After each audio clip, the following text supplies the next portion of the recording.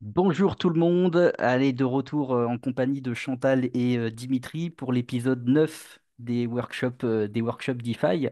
On s'approche de la fin et aujourd'hui on va parler inflation de tokens, comment est-ce qu'on gère ce phénomène. Alors en plus c'est intéressant et dernièrement on a eu quelques exemples de tout ça là. Sur le début d'année, on a Sui, on a Aptos, je crois, et Ondo qui ont procédé à des déverrouillages de tokens. Et j'ai lu ce matin que la blockchain Chronos de crypto.com envisageait de réémettre 70 milliards de tokens qui avaient déjà été burn en 2021. Ça, c'est pas réglo. Euh, voilà, C'est pas réglo. C'est pas réglo. Et c'est contraire au Ouais. concept blockchain. C'est ridicule s'ils font ça. Ça Voilà, m'énerve. voilà. Donc, bah, voilà, justement, des petits exemples de jetons sur lesquels il va y avoir, sur lesquels ça va bouger au niveau de la supply. Et donc, bah, on va parler de ça ce soir. Ouais. Comment est-ce qu'on gère ça et comment est-ce qu'on peut éventuellement en profiter? Alors, peut-être dans un premier temps, déjà s'en prémunir, on va dire, ou le gérer du mieux qu'on peut par rapport à ces investissements. Et donc, comment est-ce qu'on peut éventuellement même en profiter? Ouais. Alors, je dirais, il y a trois étapes. La première, c'est de rassembler les infos, savoir qu'est-ce qui va se passer. La deuxième, c'est de savoir évaluer les infos, quel est le potentiel d'impact. Et la troisième, c'est de savoir quoi faire, comment se protéger. Donc, il y a vraiment trois étapes. Qu'est-ce que t'en penses, Dimitri? T'enverrais une quatrième, toi, ou qu'est-ce que t'en penses? Non, je suis tout à fait d'accord. Cool, cool. Est-ce que tu veux peut-être débuter, nous dire un petit peu ces trois étapes, comment toi tu fais dans ta pratique, et puis après, moi je fais pareil, qu'est-ce que tu en penses? Vas-y, je te laisse commencer pour le coup. D'accord. Ok, ça marche. Alors, analyser la distribution des tokens. Alors, c'est pas la peine de se fier aux news parce que les news vont dramatiser certains trucs et oublier d'autres trucs. Donc, il vaut mieux aller vers des sources qui sont factuelles. Donc, je vais passer en partage d'écran et vous montrer plusieurs sources.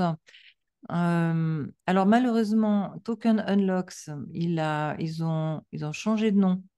Attends, il faut juste que je récupère le haut de l'écran, masquer les commandes flottantes. Ils ont changé de nom, ils s'appellent maintenant Tokenomist.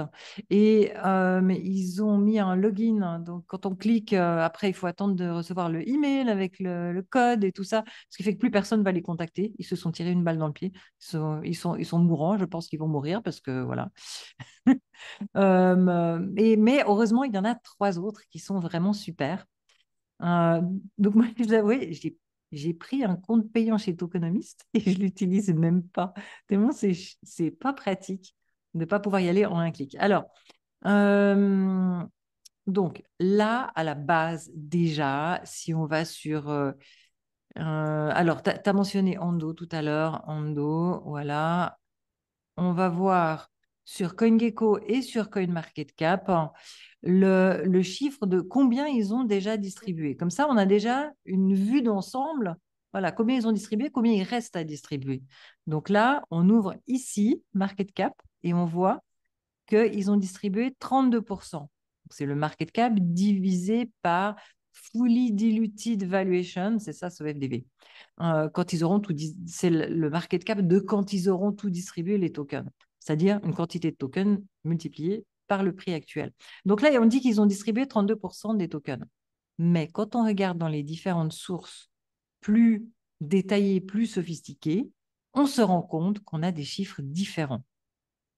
Alors, moi, j'ai intégré trois sources et c'est marrant que cette thématique tombe aujourd'hui alors qu'on l'avait fixée depuis super longtemps. Et Mm. c'est avant-hier que j'ai fait la mise en prod de deux nouveaux champs qu'on développe depuis une éternité et que maintenant on est enfin en prod dans mes scores, justement. Alors, ce sont des champs qui vont analyser le contenu de chacune des cryptos sur trois sources différentes, c'est-à-dire cryptorank.io, chainbroker.io et dropstab.com.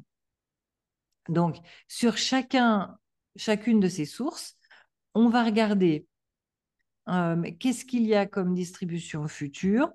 Donc là, vous voyez, par exemple, je suis sur Hyperliquid. Eh bien, la prochaine distribution, ce sera fin novembre 2025. Ouh, on a le temps. Euh, selon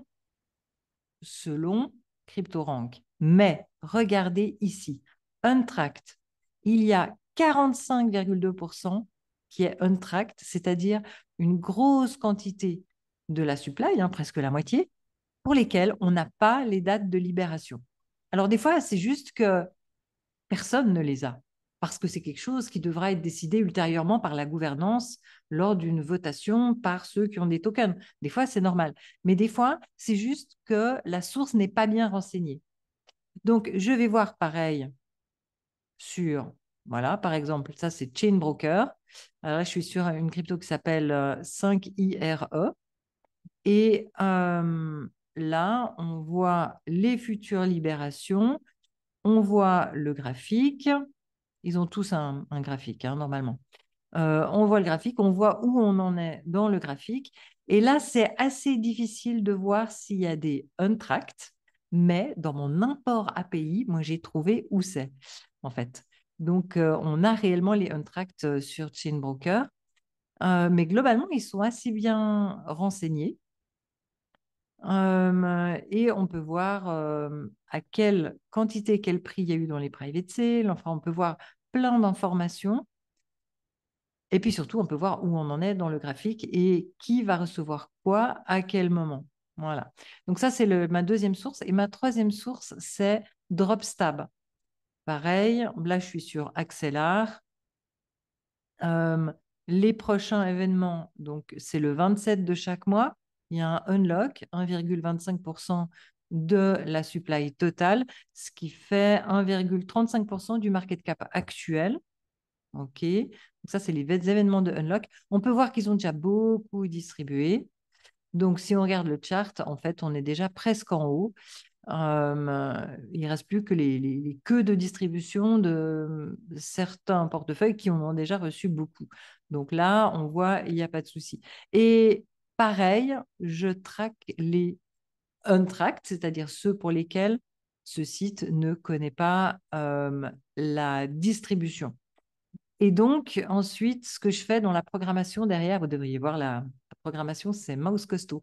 On a fait des tonnes de backtesting. Je vous raconte pas, c'était un boulot énorme qu'on fait depuis des mois. Et donc, on prend celui qui a le moins de untracked de ces trois sources.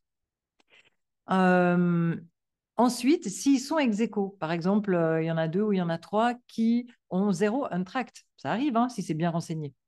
À ce moment-là, on prend celui qui a le plus gros pourcentage de tokens déjà distribués. Pourquoi? Parce qu'il arrive très souvent que au lancement du token, le projet, en fait, il ne faut pas oublier, je vais arrêter le partage, il faut pas oublier qu'au début d'un projet, eh bien, il y a des êtres humains qui vont remplir un formulaire pour remplir des informations dans des tas de sites web, y compris pour la libération des tokens. Imagine que le projet, il a fait ça en 2021 et qu'entre-temps, il a continué à développer, il a sorti des nouvelles fonctionnalités, des nouveaux smart contracts, etc. et qu'il faudrait surveiller d'autres adresses. Eh bien, moi, j'ai remarqué avec le backtesting que ceux qui ont le plus petit pourcentage de pourcents déjà distribués, eh ben, c'est généralement ceux qui ne sont pas à jour, qui sont restés avec des infos figées du début du projet et qui ne sont pas à jour avec les nouveautés. Donc, du coup, ça ne marche pas à tous les coups, mais ça marche dans la grande majorité des cas. Donc, je prends, parce que moi, je dois automatiser j'ai 8200 cryptos actuellement qui sont mises à jour tous les jours. Donc, il fallait absolument que je trouve une règle qui puisse être programmée.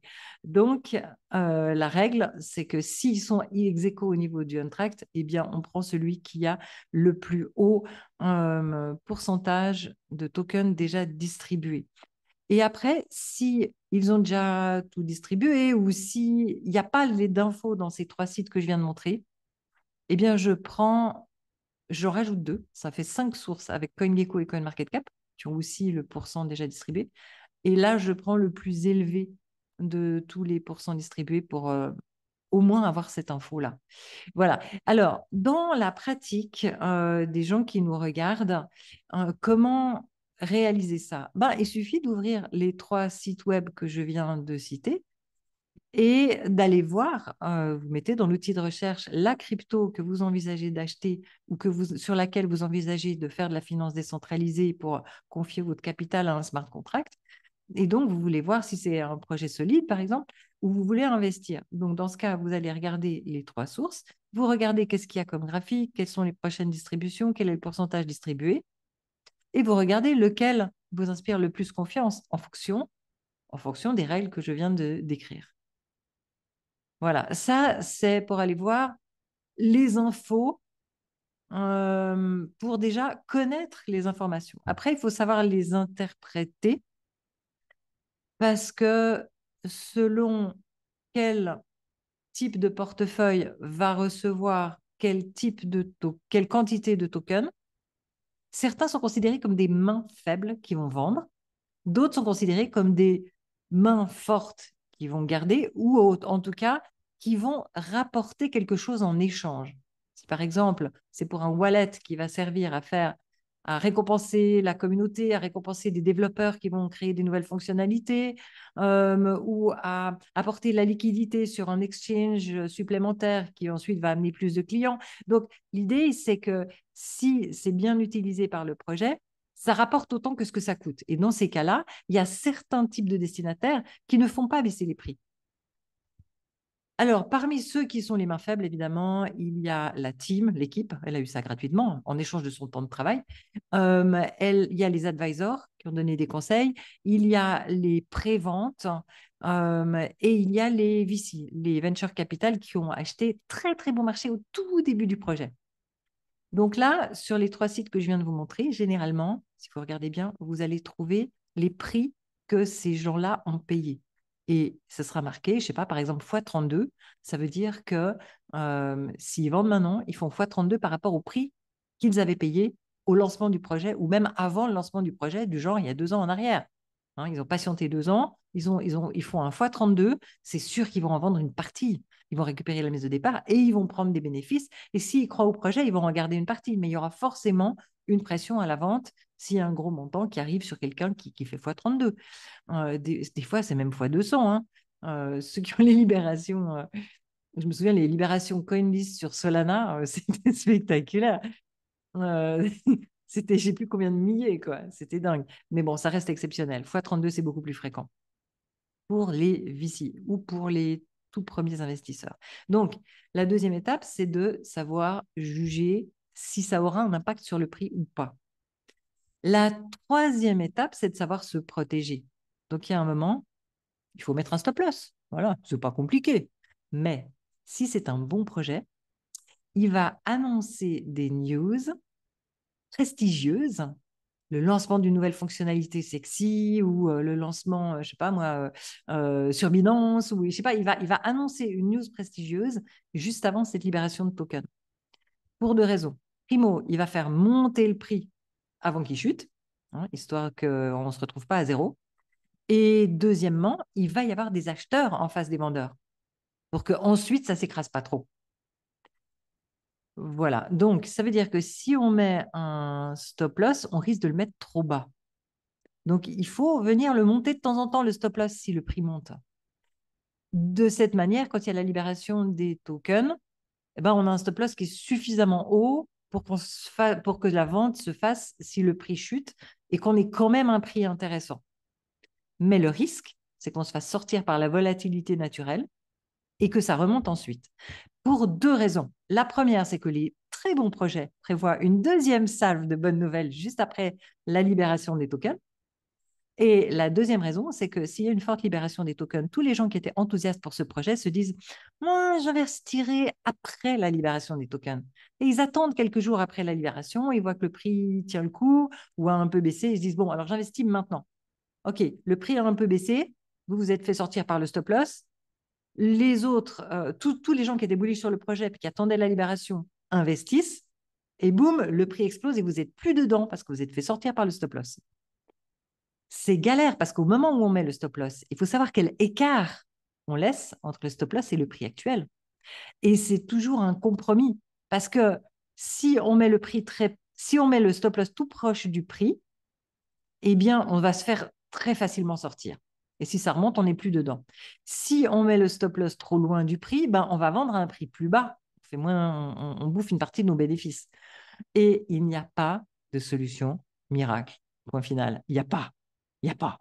Alors, pour mitiger et puis s'en sortir le moins mal possible, si c'est sur un gros montant, sinon je ne me fatigue pas, hein, mais si c'est sur un gros montant, un gros pourcentage du portefeuille, alors je sépare en deux, je choisis deux écarts différents et je mets non pas un stop loss, mais un trailing stop qui va monter en même temps que le prix automatiquement, même si je suis en train de dormir. Voilà. Donc ça, c'est les différentes étapes. Première, bien comprendre la réalité factuelle. Deuxième, savoir évaluer si c'est grave. Et troisième, savoir se protéger. Voilà. Il faut que je boive de l'eau là. J'ai beaucoup parlé. Au suivant. Merci beaucoup Chantal pour ces explications. Effectivement, tu as entièrement raison. Alors, je vais venir appuyer tes, tes astuces avec, avec des cas, au final, on va dire, entre guillemets, un peu plus concrets. Ouais. Notamment, tu te souviens de la libération des sols en 2021? C'était en décembre 2020. Ouais, ouais. C'était monstrueux. C'était monstrueux et ils en ont créé des millions de sols en l'espace d'une journée, je crois. Ouais. Et ça n'a pas impacté le prix du token. C'était, Exact. ça a même augmenté juste après. Donc c'était assez fou. C'était Euh, justement le cas où plein de gens étaient bullish et attendaient cette libération pour pouvoir enfin investir. C'est pour ça. Et en plus, le prix était encore très bas. Et les VC, ils savaient que ça allait exploser. Le prix était trop proche de ce qu'ils avaient payé eux, en fait. Donc, attends, je vais montrer exactement ce que tu es en train de dire en visuel. Partagé. Alors, sur CoinMarketCap, pour certaines cryptos, il y a ici un onglet Token Unlocks. Tadadam! Regardez-moi ce graphique-là. Donc là, Dimitri parle de cette libération-là. C'était, attends, décembre. Ah, mais tu as raison, c'était le 3 janvier. Ah ouais, je crois que c'était décembre. Ok. Donc, tu as raison. Et donc, le 3 janvier 2021, regardez-moi ce mur de libération. Il y a des gens maintenant qui disent, ouais, il y a des libérations, Solana. Ouais, il y a eu une distribution FTX, je crois. Je sais plus. Il y a eu un truc récemment avec Solana, mais c'était des petites quantités. Le mur, il était ici, avant la bulle. Et si on regarde ce qui s'est passé donc le 3 janvier 2021 sur le prix, pardon, on va y arriver, voilà. Le 3 janvier 2021, voilà, vous voyez, rien du tout. Rien du tout. Vas-y, continue, Dimitri. Donc ça montre quand même que la libération de tokens peuvent avoir une influence négative, mais aussi positive. Du côté négatif, j'ai un cas concret avec Illuvium. Je ne sais pas si tu vois de quoi je veux parler, Chantal. Ouais, ouais, ouais. Très Euh, bon, très bon, très bon jeu dans le gaming. Très bien, Illuvium. Ouais, Illuvium. Alors Illuvium, pour ceux qui ne le connaissent pas, c'est un jeu Web3. Donc en fait, on va venir connecter un portefeuille et puis on va venir acheter des personnages, des goodies qui sont en fait en NFT pour un peu à la Fortnite, équiper notre avatar. Et sur Illuvium, Illuvium, lorsque le projet il a été lancé, le token il a explosé. Sauf que, bon, il y a eu une retombée, ça c'était en 2021. Puis après, on a eu le bear market. Et puis bah, là, avec la hausse récente, le token n'a pas forcément explosé. Voilà, le Chantal vous montre, le token n'a même pas trop explosé, alors que Bitcoin et Solana et ETH, eux, ils ont pris parti. Et on peut voir que, au final, ce qui a fait que, il n'a pas explosé, c'est parce que ils ont libéré énormément de tokens depuis la fin du bull run précédent. Et ça, on peut le voir donc avec les scores de Chantal, comme elle vous le montre, mais on peut aussi voir sur CoinGecko avec la différence entre la capitalisation boursière du token et, euh, et son prix. On peut Mais voir tu que, sais, Dimitri, tu sais que c'est justement parce que j'en avais marre de regarder, justement, je switchais du prix au market cap pour voir la différence. Et ouais. ben du coup, j'ai fait l'un divisé par l'autre et c'est comme ça que je crée cette courbe bleue, hein. Ah, bah voilà, voilà, vous avez l'astuce. Voilà, vous avez l'astuce. D'ailleurs, c'est marqué hein, que ici, powered by CoinGecko. Yes. Donc, oui, c'est ça. Donc, peut-être tu veux prendre le partage d'écran pour montrer ça? Oui, ouais, je vais Vas-y, le montrer, effectivement. vas-y. Parce que Alors, c'est vrai, on voit bien, ça plombe, cette distribution, elle plombe le prix petit à petit, comme de nager à contre-courant et qui va tellement fatiguer le nageur que finalement, il avance pas, quoi. donc on est sur Illuvium, donc là je suis sur CoinGecko. On peut voir que donc ça c'est son prix. On peut voir Ouais. qu'il a explosé et puis après il est retombé. Ici on peut voir qu'il y a eu une récente, enfin on a eu une hausse. Puis après bon bah il s'est cassé la figure. Mais quand on regarde la capitalisation boursière à son pic en 2021, on était à 852 millions, voire même 964 millions d'euros. Je parle en euros là. Et, euh, et quand on regarde ici, la capitalisation boursière était presque au même niveau. Sauf que son prix, on peut voir que son prix, bah, il est 10 fois inférieur à son ATH. Sur la TH, on était à 1006 et là, on est arrivé à 137. Donc, on peut voir que c'est quand même vachement flagrant et ça, très peu de personnes le connaissent et très peu de personnes regardent la capitalisation boursière. Et pourtant, la capitalisation boursière, c'est très simple. C'est la quantité de tokens multipliée par son prix. Ouais. C'est tout. Donc, c'est pour ça que le seul élément qui pourrait indiquer cette hausse de la capitalisation boursière, c'est la quantité si le prix n'augmente pas. Voilà pour cette explication. Et donc, bah, Chantal vous a donné une très bonne astuce pour le savoir. Mais sinon, vous pouvez regarder le graphique. Vous comparez les deux graphiques et vous verrez. Voilà. Excellent, ouais. On clique sur cours, on clique sur capitalisation boursière, on reclique sur cours, etc. Et on voit où c'est que c'est divergent. Des fois, c'est juste un endroit précis que c'est divergent. Des fois, c'est juste à un endroit précis que c'est divergent. Et c'est là où il y a eu une grosse libération. Mais là, dans Mais, le cadre de Illuvium, c'est une libération permanente. Euh, ouais, mais il y a des fois où c'est très, enfin, on le voit peu. On le voit très très peu. Donc ça veut dire que la team a su gérer cette libération convenablement en fonction des nouvelles fonctionnalités aussi pour attirer de plus en plus d'utilisateurs et d'investisseurs. Et il y en a d'autres, bah, comme Illuvium, où là c'est pire que flagrant. Là. ouais. Voilà. Donc voilà, je voulais vous partager ces deux astuces. Je trouve que c'est ultra intéressant. Et si vous voulez compléter la data sur la supply, parce que des fois, ça peut ne pas être facile de l'obtenir. Alors, avec les scores de Chantal, on les a, mais vraiment, enfin, c'est très bien détaillé. Mais des fois, c'est vrai que tu ne peux pas les avoir. Et du coup, moi, je complète toujours mon analyse avec bah, la data en temps réel. Et ce que je fais, c'est que je vais sur un site qui s'appelle chart.cointrader.pro. Et en fait, on a la data en direct de la supply du jeton. Donc là, je suis sur Bitcoin. On peut voir, bon, bah, Bitcoin, voilà, c'est très propre.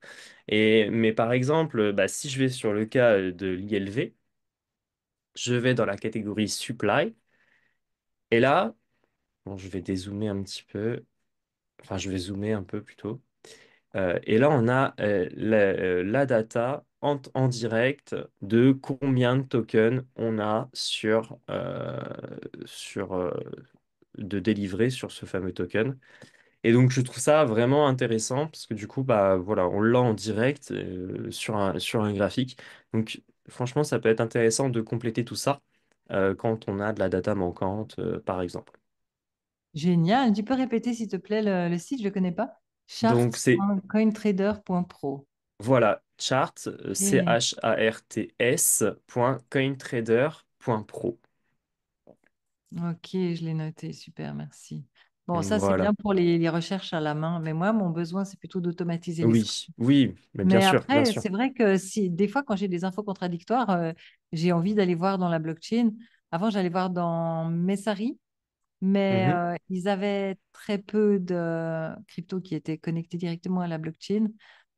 Du coup, ils prennent des infos chez quelqu'un d'autre et du coup, je retrouve chez eux les mêmes erreurs que je retrouve chez certains. Enfin, voilà.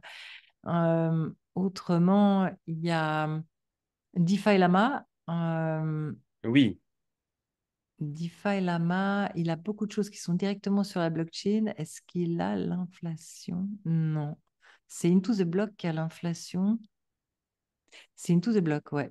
Je crois pas que DeFi Lama, il a l'inflation. Tu l'as vu? Je ne me rappelle pas. Je crois pas. je jette un œil. Tu me mets un doute du coup. Ouais, ouais, jette un coup d'œil. Pendant ce temps, je vais montrer Illuvium. Illuvium qu'on regardait tout à l'heure, hein, et de nouveau à l'instant sur l'écran de Dimitri. Donc ça, c'est mes nouvelles lignes. Et alors là, Illuvium, je voulais dire, gardons espoir parce que ils vont distribuer dans les 3 mois qui viennent, ils vont distribuer seulement 5%, 5,4% de tokens en plus. Et carrément, sur l'année qui vient, ils vont distribuer 5,4% de tokens en plus. Et ils ont déjà distribué 77%. Donc, euh, donc ça, c'est selon Chainbroker, qui est la meilleure source parmi les trois, en fait. Et ça veut dire que la distribution va se calmer sérieusement et bon, ça prend du temps à charger. La distribution va se calmer sérieusement et du coup, ça pourrait laisser monter le prix. Alors, monter le prix, oui, à condition qu'il soit dans un narratif qui est sous les feux des projecteurs. Le gaming, il y a un moment, ça va exploser, mais en ce moment, il est dormant. Quoique, attends, je regardais tout à l'heure sur Mindshare. Mindshare, voilà. Le gaming, c'était le seul. Attends, non, il y avait la DeFi aussi. Alors, le gaming, il est monté il y a 3 mois et il y a 2 mois, mais vraiment beaucoup, hein, beaucoup, beaucoup, du genre plus 500% de Mindshare, ça veut dire de temps de cerveau des gens qui communiquent sur les réseaux. Et par contre, sur le mois qui vient de s'écouler, non, ça a pas tenu. Regarde, ça va te faire plaisir, Dimitri. Le seul qui est vert sur tous les time frames, c'est la DeFi. Et si on descend dans les plus petites quantités, c'est les derivatives, qui sont Ch- finalement Ch- assez proches de la DeFi. Chantal, on voit pas ton écran. Mais non, je croyais qu'on le voyait. Merci de Non. me dire. J'ai pourtant cliqué. Voilà, super. Désolée. Donc là, je montrais ceci. Ensuite, je montrais ceci. Voilà. Il y a Future Libération 5,4%. Ensuite, j'ai cliqué là-dessus pour ouvrir Chain Broker qui apparemment a du mal à s'ouvrir. Ouais, ben, ils sont en panne. Voilà, tiens, on va relancer. Ah ben voilà, ils ont réussi. Et on peut voir que la libération, elle est presque finie. En tout cas, elle se calme au niveau des volumes. Il n'y a pas de nouveaux portefeuilles qui viennent recevoir les tokens. Donc, si le gaming revient sous les feux des projecteurs, eh Mhm. bien, ça pourrait faire exploser tous les tokens du gaming. Et comme eux, ils ont déjà distribué 77% et que la distribution se calme, le peu qui reste va être distribué sur une longue période, probablement, il faudrait vérifier en regardant les sources, eh bien, du coup, ça va les laisser monter, à condition qu'il y ait des nouvelles fonctionnalités qui fassent des effets d'annonce. Et dans ces cas-là, je regarde GitHub. Ils ont fait seulement 57 commits en un an, c'est misérable. C'est tout petit. Donc, ça veut dire qu'il ne va pas y avoir d'effet d'annonce. C'est pas bon pour eux. Je pense que voilà, ils ont beaucoup développé pendant le bear market, mais s'ils n'ont pas de nouveautés, là, ça ne va pas faire d'effet d'annonce. Donc, Mm. peut-être que le jeu est génial. Ah bah, à ce moment-là, il faut voir sur Dapradar. T'as déjà joué à Illuvium, toi? Ah, ouais, ouais, j'ai déjà joué et franchement, le jeu, il est vraiment propre. Ah, génial. Il est Donc, sur vraiment propre. Dapradar, ça, c'est pour voir si. Ah, mais qu'est-ce que je tape Dapradar? Je voulais taper Illuvium. Illuvium, on va y arriver. C'est pour voir si la DAP est réellement utilisée. Parce que le Illuvium qui est dans les tokens, il ne m'intéresse pas. C'est les mêmes infos que CoinGecko, c'est pas intéressant. Mais le Illuvium ici, vous voyez, je reconnais le logo en fait. Le Illuvium qui est ici, lui, c'est la DAP, c'est le jeu lui-même.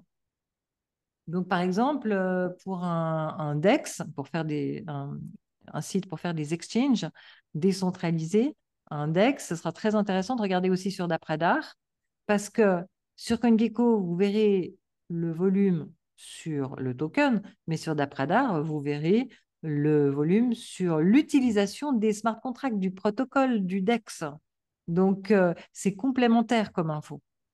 Donc ici, donc ça c'est le jeu. Ils ont changé l'affichage, hein. Si vous connaissiez déjà d'après-d'art, vous aurez beau scroller, vous ne trouverez pas grand-chose d'intéressant. En fait, si, là quand même, mais souvent le UAW, qui est celui qui m'intéresse le plus, souvent il est sur Analytics. Il y a plus d'infos sur Analytics. Donc là, j'ai tendance à mettre sur 30 jours parce que moi, je ne fais pas du trading, je fais de l'investissement. Et puis là, si on regarde une vue d'ensemble, je clique sur All. Eh ben, et au niveau du nombre de joueurs, 5 par jour, 4 par jour, c'est un peu galère. Bon, peut-être que s'ils étaient très actifs sur GitHub, je dirais, ah, c'est peut-être Dapradar qui n'est pas à jour. Mais comme ils ne sont pas actifs sur GitHub, je me dis, il n'y a pas de nouvelles fonctionnalités. C'est vraiment que le nombre de joueurs décroît. Donc, UAW, c'est Unique Active Wallet. Si on prend par exemple sur 3 mois, et que quelqu'un va jouer tous les jours, il comptera que comme une personne.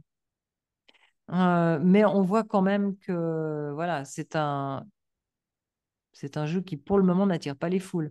Donc voilà, je pense que c'est pas une bonne opportunité à l'achat, mais si le gaming revient sur le devant de la scène et si Illuvium sort quelque chose qui fait un effet d'annonce, alors oui, il pourrait beaucoup plus facilement exploser qu'avant, puisqu'il a déjà distribué une bonne partie des tokens. Et surtout, ce qui me fait dire ça, c'est les 5% en une année. C'est pas beaucoup. C'est pas beaucoup, 5% en une année. Voilà. Donc, j'arrête le partage sur Illuvium. Je suis quand même choqué quand même des statistiques. Je les avais pas vues comme ça. Punaise. Ouais, 5 utilisateurs par jour. ouais, Oh, c'est que ouais, dalle. C'est vraiment que ouais, dalle. c'est vrai. Mais est-ce que ces données sont fiables sur Radar? Excellente question. Parce que c'est comme ce que je disais tout à l'heure pour la distribution de la supply. Il se peut très bien qu'au début du projet, il y a quelqu'un qui a rempli un formulaire, etc. Et que depuis lors, eh bien, ça n'a pas été mis à jour. Et que du coup, Dapradar regarde une partie seulement des joueurs parce qu'il regarde qu'une partie des smart contracts ou du protocole. Euh, c'est quelque chose dont je me méfie beaucoup dans mes outils. Là, je suis en train de développer Dapradar. Je viens avant-hier de finir de rédiger toutes les spécifications pour les développeurs. Euh, je l'ai déjà en collecte. C'est juste que j'ai pas encore le scoring. Euh, je ne, on va dire, je ne fais aucune statistique s'il y a moins de 10 joueurs déjà, parce que je me dis il y a trop de probabilités que ça soit pas à jour. Alors, ce que je fais quand je fais une vérification manuelle, si je vois que le GitHub est actif, et a été très actif quelque part durant l'année, je me dis peut-être que Dapradar n'est pas à jour. Mais si je vois que le GitHub est inactif, je me dis c'est juste que le projet n'est pas dynamique. Alors Hmm. après, il y a aussi très, très un très bon outil pour le voir, c'est le nombre d'abonnés Twitter. Si le nombre d'abonnés Twitter augmente fortement, alors il y a des chances que le nombre de joueurs augmente aussi. Mais là, c'est à peu près plat, hein, tu vois, le nombre Hmm. d'abonnés Twitter de Illuvium. Donc, je pense que Dapradar est bien connecté et que c'est vraiment Illuvium qui va pas très bien. Si vraiment je suis motivée à acheter une crypto, puis que je me dis, mais c'est peut-être que Dapradar n'est pas un jour, à ce moment-là, je vais questionner directement l'équipe du projet. Donc déjà, je vais aller voir, parce que généralement, elle va s'en vanter si elle a le nombre d'abonnés, le nombre de joueurs qui monte. Il va y avoir des statistiques quelque part. Je vais regarder sur son médium où elle va raconter la progression du dernier trimestre, etc. Et elle va dire le nombre de joueurs, ce genre de trucs. Donc, là, il y a moyen de chercher l'info en 5-10 minutes, on la trouve Hmm. si elle est facile d'accès. Si elle n'est pas facile d'accès, je clique sur Telegram, je pose la question à l'administrateur du groupe Telegram. Sur quelle URL, il faut demander en anglais, hein, sur quelle URL est-ce que je peux voir l'évolution du nombre de joueurs ou le nombre d'utilisateurs du protocole? Et généralement, il va m'envoyer vers le site web. Ils se foulent pas, les mecs, je peux te dire. Et dans ces cas-là, je pose une question très précise qu'il n'a plus qu'à faire un copier-coller. Et je lui dis, auriez-vous l'immense gentillesse de transmettre ma question à votre équipe? Ça me rendrait grand service. Et là, il me répond avec des petits cœurs. Oui, oui, volontiers, je le fais tout de suite. Il suffit de savoir leur parler à ces gens-là. Et surtout, leur faciliter la vie avec un message qu'ils n'ont plus qu'à copier-coller. Je mets entre Hmm. guillemets. Auriez-vous la gentillesse de transmettre ma demande et ouvrez les guillemets, machin. Et ils font un copier-coller et voilà. Et puis, je me mets une alarme. Et puis, une semaine plus tard, je vais relancer le mec. Est-ce que tu as reçu une réponse? Ah oui, c'est vrai. Attends, je vais te la copier. Hein. Voilà. Mais ça, il faut que je sois très motivée. Évidemment, pour 8200 cryptos, je peux pas le faire. Je peux pas faire ça. Ouais, non. Si c'est une crypto que moi, je veux acheter, mais là, je fais des heures et des heures d'études avant d'acheter une crypto. Donc là, ça vaut la peine. Et en plus de ça, des fois, ça me permet de me rapprocher d'une équipe, ça me permet d'aider une équipe, hein, parce que des fois, je donne des conseils à des équipes projet, tu vois. Vous devriez remplir tel formulaire parce qu'à tel endroit, vous perdez des points parce que vous n'avez pas déclaré l'audit. C'est trop bête. Puis ils me Ah remercient, oui. puis ils le font, puis ils m'envoient des petits cœurs. Donc franchement, tout va bien. Non, mais attends, on est en train de construire un nouveau monde, il faut qu'on s'entraide. Ah oui, bah, bien sûr. Voilà. Bien Ouais. sûr, ça. Non, mais tu as entièrement raison. Et en tout cas, il y a effectivement la quantité de tokens à vérifier, mais il y a toute une analyse fondamentale et globale à vérifier avant d'investir sur un token. Ouais. Il n'y a pas, il y a pas, il y a pas que la dilution des tokens à voir. En tout cas, si vous avez des questions durant tout ce live, n'hésitez pas sur le chat. On se fera un grand plaisir d'y répondre. Nathan aussi, si tu as des questions pour nous, ce serait avec grand plaisir.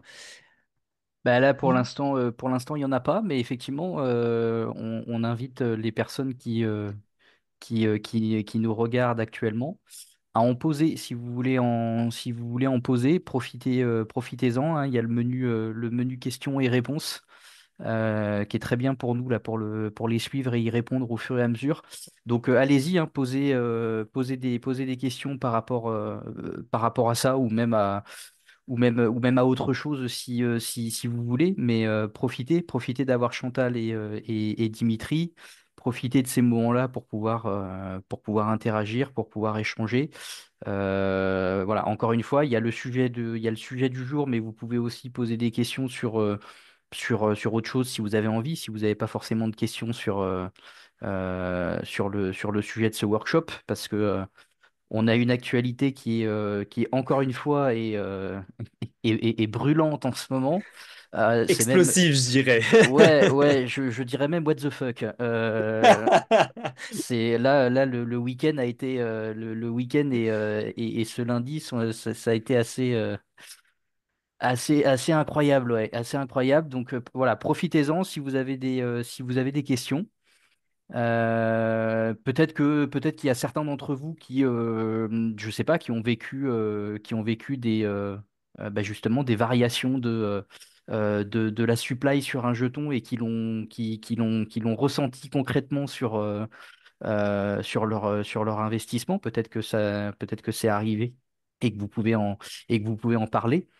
Ou sinon, bah, Dimitri, Chantal, je sais pas si vous avez des anecdotes concrètes par rapport à ça à raconter là aussi sur des libérations que vous auriez vécues. Alors tu l'as un peu fait tout à l'heure, Dimitri, mais voilà, s'il y en a d'autres marquantes. Ouais, volontiers. Il y a la situation, par exemple, où on est très contrarié de ne pas pouvoir recevoir les tokens parce que le prix est bien monté, mais le fait qu'on ne les ait pas reçus ou que la plupart on ne les ait pas reçus, parce que ça vient progressivement, peut tout à fait nous obliger à les garder jusqu'à la pointe de bulle ou quasiment, et ensuite, du coup, on les vend beaucoup plus cher. Donc, il y a des cas où finalement, quand on est coincé par une libération progressive des tokens, ça peut être positif. Là, en ce moment, on est déjà en 2025, on est en mars 2025. Le point de bulle est supposé être quelque part en 2025 ou plus tard début 2026. Et comme la distribution des tokens est généralement sur plusieurs années, quand on achète en pré-vente un token qui n'est pas encore sorti, eh bien, ça veut dire que quand même la plupart des tokens, on risque bien de les recevoir après la pointe de bulle, quand on sera en plein dans la descente. Donc, moi, je suis pas très motivée à acheter en pré-vente actuellement. Surtout que quand tu es en pré-vente, tu sais pas quand le token va être réellement lancé.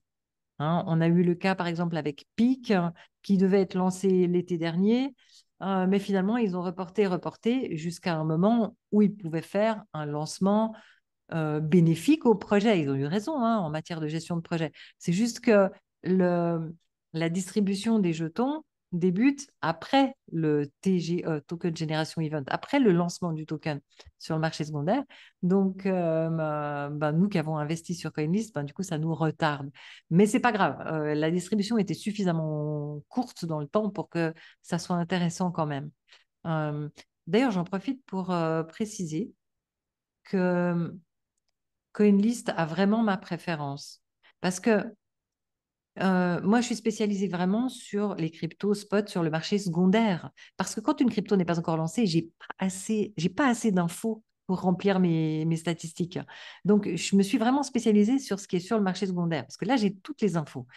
Euh, donc, quand il s'agit d'analyser une crypto en pré-vente, on manque de données factuelles. On doit se baser sur les documents marketing du projet et espérer qu'ils ont mis la vérité dedans et qu'ils réalisent vraiment ce qu'ils ont dit qu'ils feraient. Mais du coup, c'est quand même c'est nettement plus aléatoire. Et moi, de par mes origines de mon fonctionnement cérébral, moi, ce que j'aime, c'est ce qui est factuel. Les opinions ou les promesses en l'air absolument pas prouvées, ça me fait beaucoup moins d'effet.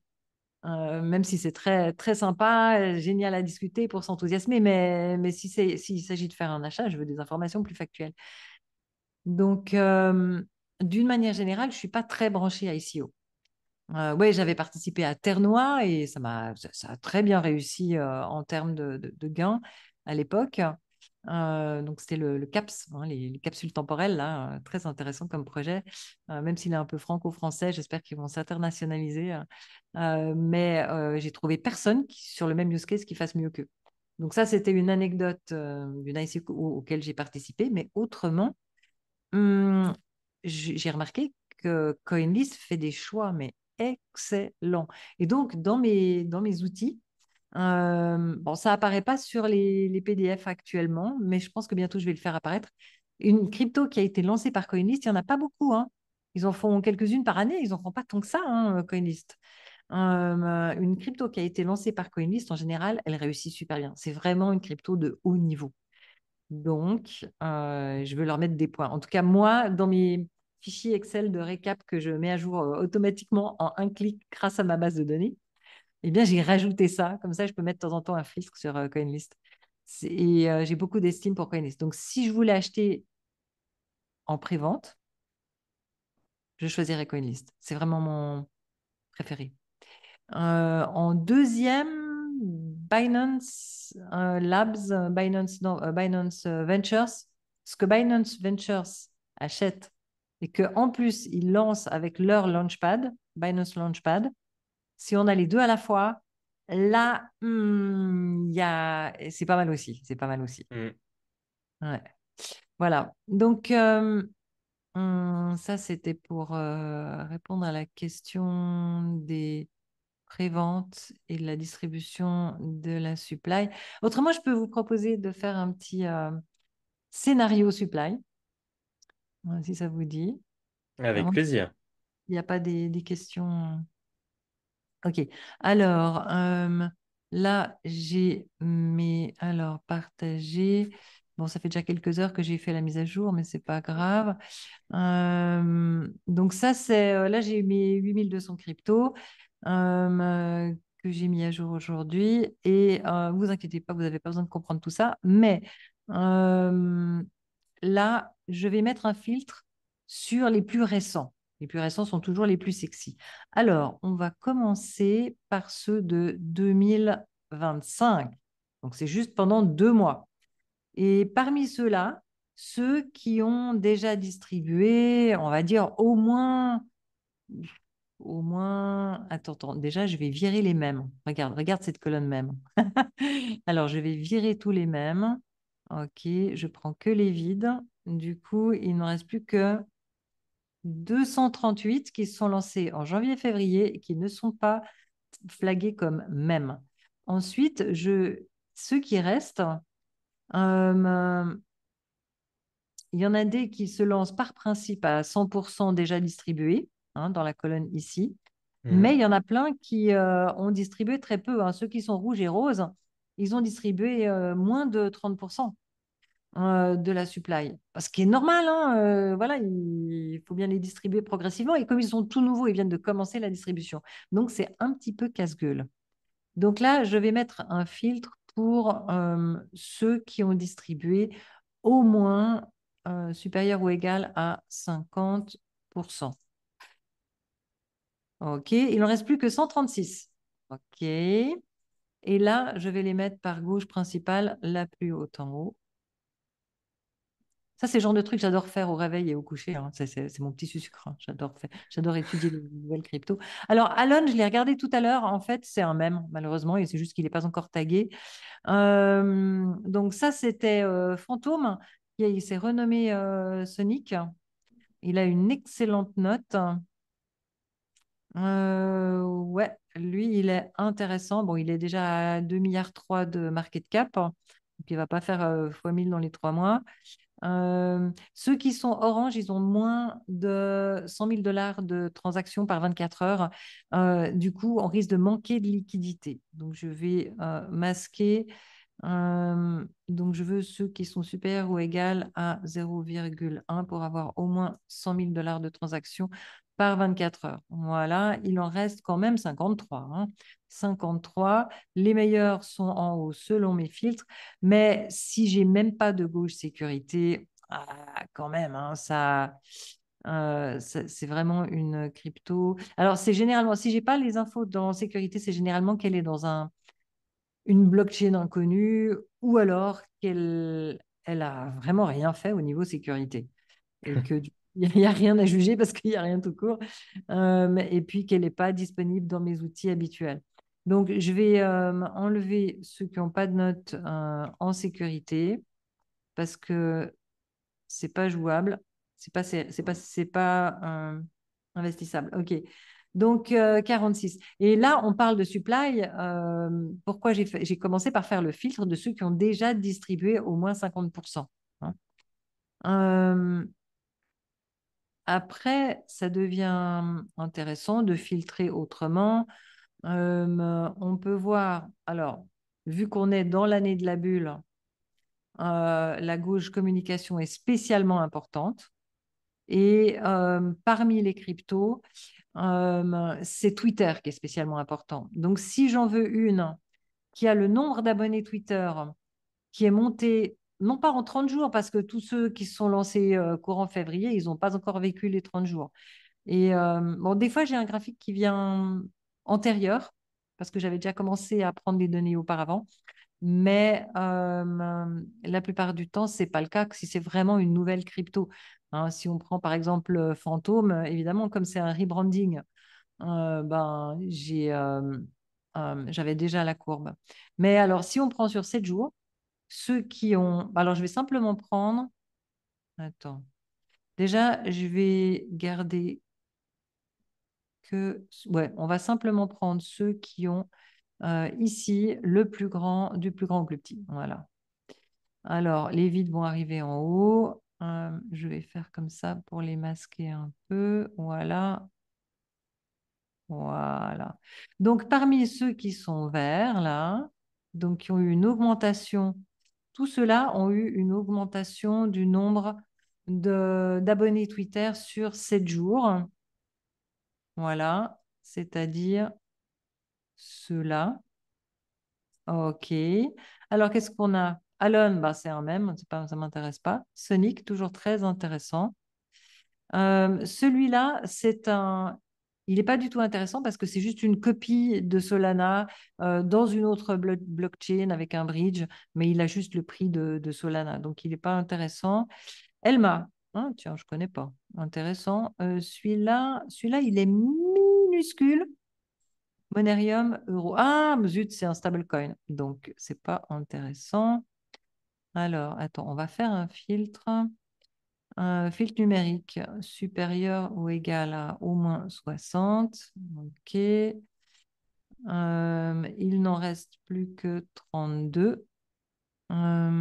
Et puis, si je me prends les meilleurs, non, ici, ceux qui ont le plus de succès,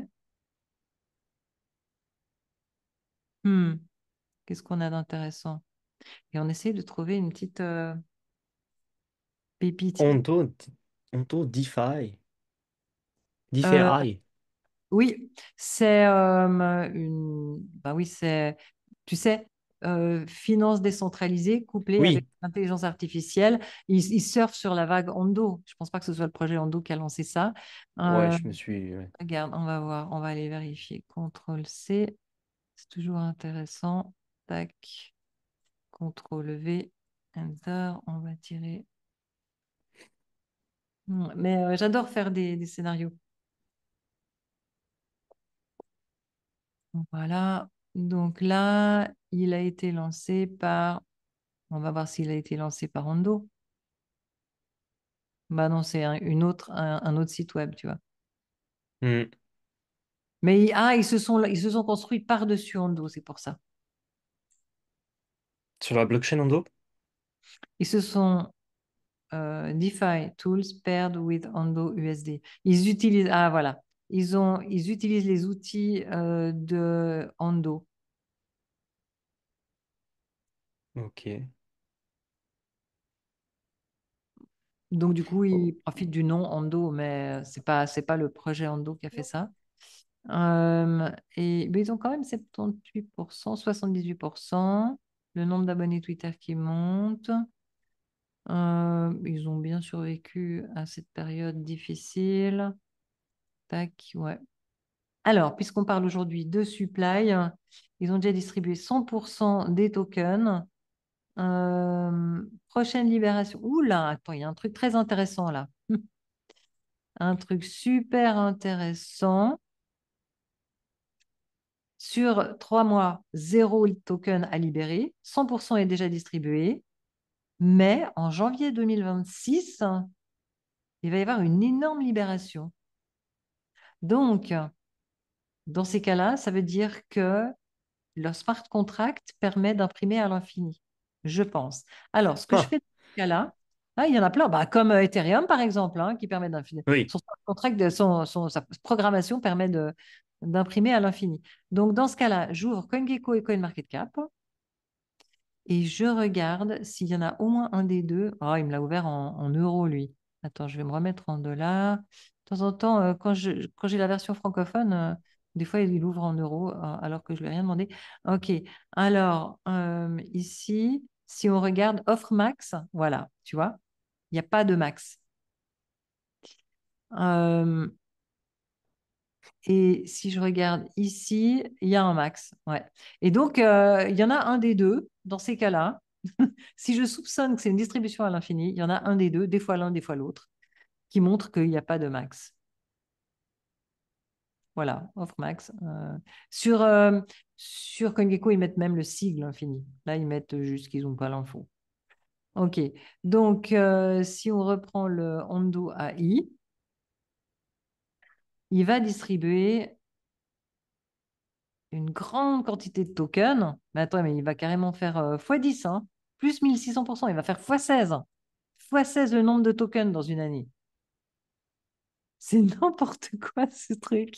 J'ai jamais vu ça. x16. Ok. Mais oui, ça fait penser à la distribution de Solana le 3 janvier dont tu parlais tout à l'heure. Ben, là aussi, ils ont peut-être fait x16.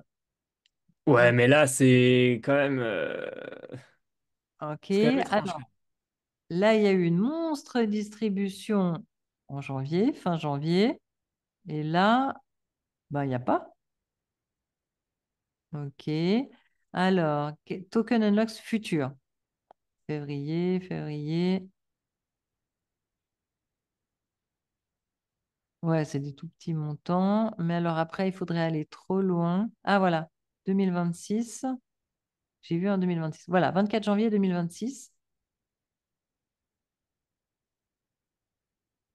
Mhm. Ouais, j'ai pas très bien compris. Ah Bah, ouais, c'est c'est vrai combien que de pourcents? 8,33% au lieu de 0,8%. Mhm. C'est Hop, hop, étrange quand hop. même. Et c'est étrange là. Bah, tu sais, je viens de mettre ça en prod avant-hier. On a fait des tonnes de backtesting, mais on dirait que là, il y en a un qui mériterait un peu plus de backtesting. Bah, c'est peut-être parce que à cause de ce côté illimité qu'il va falloir qu'on gère dans notre programmation.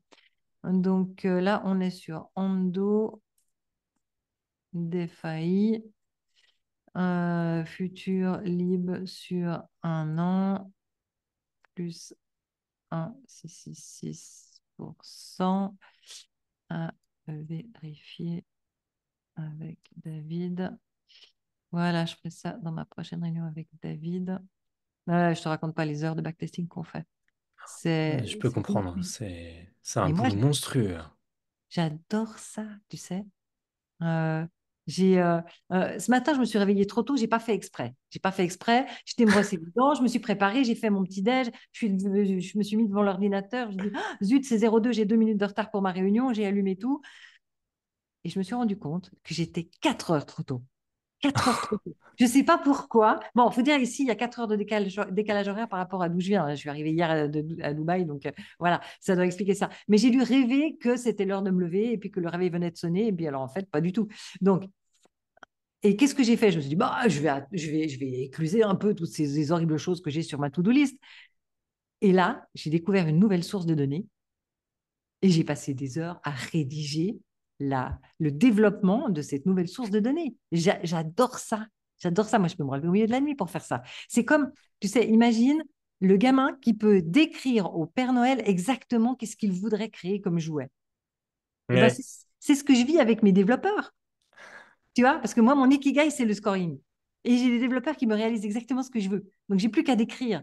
Et moi, avant d'être dans la blockchain, j'étais pendant plus de 20 ans chef de projet informatique. Donc, je suis très à l'aise avec ça. C'est comme pour moi, c'est aussi facile que de regarder l'intérieur de ma main, quoi. Donc, Hmm.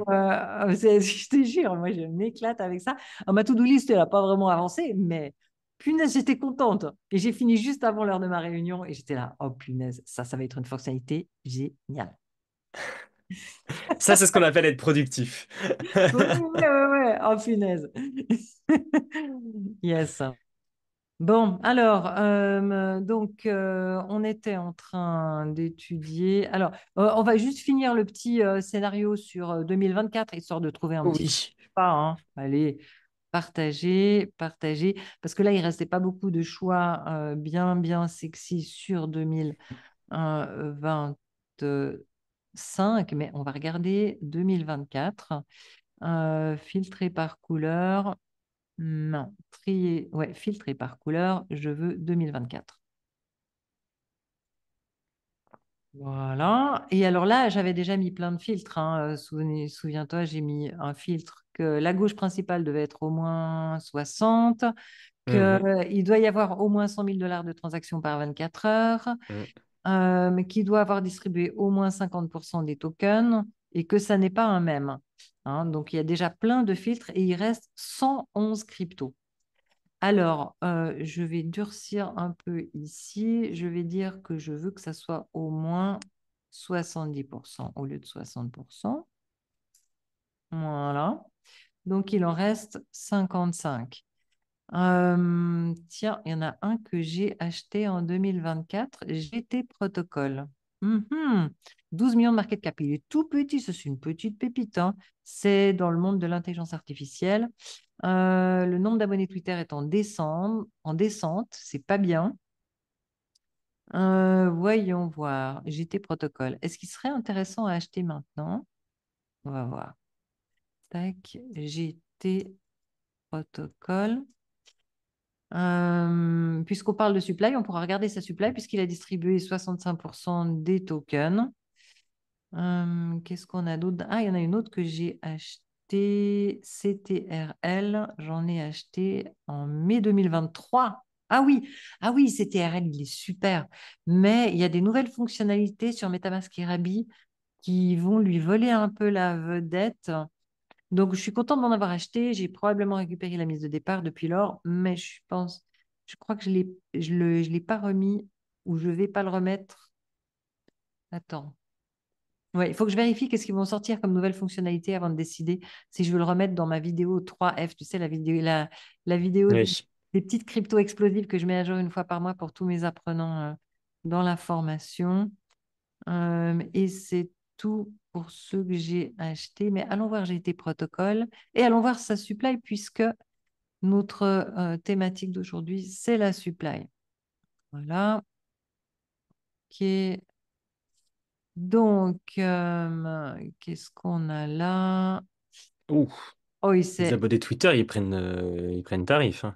ouais, il s'est écrasé. Heureusement, j'ai pu récupérer la mise de départ dans cette montée-là, mais pas très, je crois en fait. Non, peut-être même pas. Donc, ouais, ça, c'est pas bon.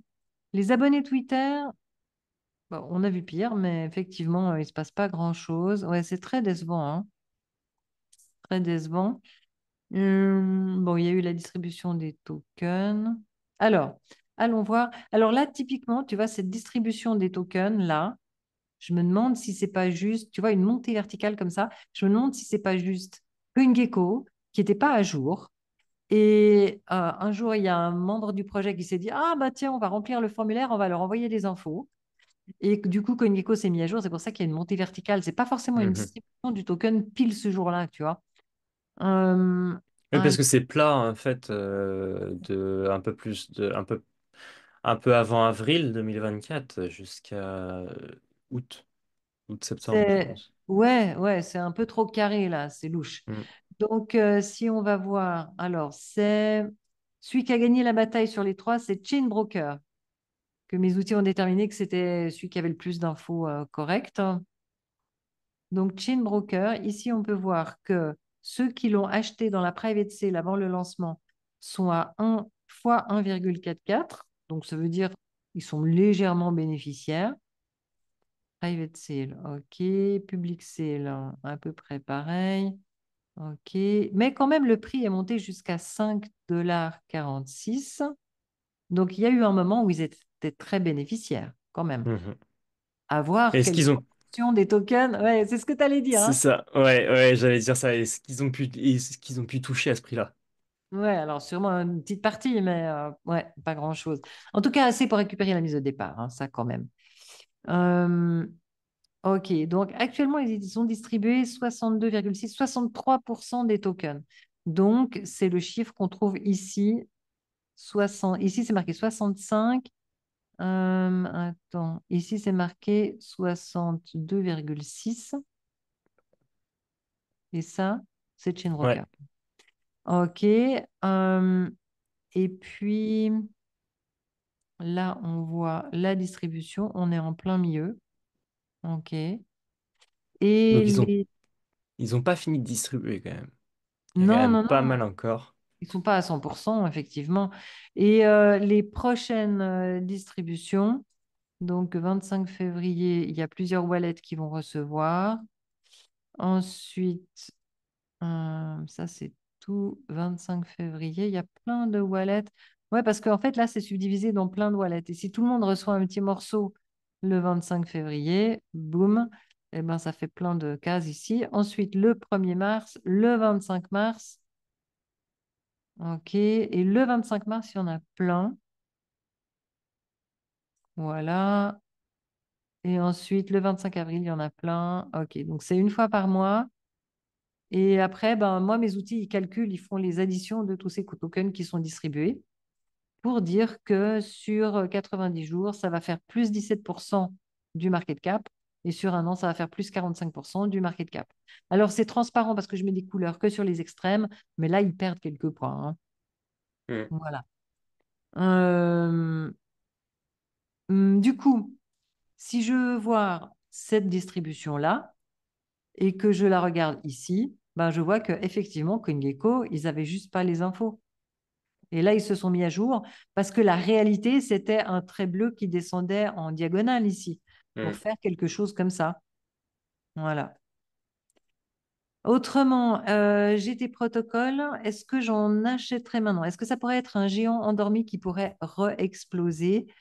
Alors, ils ont fait 0 commit en un an. Zéro. Pas bon. Pas bon. C'est pas bon du tout, là. Par contre, ils ont presque 3 millions de dollars de transactions par 24 heures. Comment c'est Ouais, c'est possible? énorme. Et ils ont sur 6 exchanges tier 1. C'est pas mal, hein? Hmm. Ok, high layer pour Web3 avec goal de onboarding les 100 millions, les prochains 100 millions de users. Ce qui est assez banal de nos jours, comme ils ont rien de différenciant, je dirais. Web3 AI exécution protocole, un protocole d'exécution. Donc, il pourrait être un outil pour les autres. Oui, je me rappelle plus ce que j'avais dit à cette époque-là. À cette époque-là. Là, je suis sur mon groupe privé Crypto Expert Annonce sur Telegram. Alors, tac, tac, tac, narratif. Il y a le chat GPT de la blockchain. Ah, c'était ça, oui. Et puis, c'était il y a longtemps, hein. C'était il y a un an. C'était il y a un an. Il y avait beaucoup moins de choix sur les tokens d'intelligence artificielle à l'époque. Son job est de faciliter toutes les actions sous forme de discussion. Transactions crypto, gestion de portefeuille. Ouais, ils étaient vraiment intéressants à l'époque. Mais maintenant, ben, ils n'ont rien développé de nouveau, donc ils se sont laissés distancer. Donc, c'est pas du tout intéressant d'en acheter en ce moment, à mon avis. Il faudrait vraiment une renaissance spectaculaire avec des nouvelles fonctionnalités. Il faudrait un miracle pour qu'ils redeviennent intéressants à mes yeux. OK. Autrement, qu'est-ce qu'on a? Si je dis qu'ils doivent impérativement avoir gagné au moins un abonné Twitter sur 30 jours, au moins un, hein, supérieur à zéro, Enter. Il ne reste plus que 40.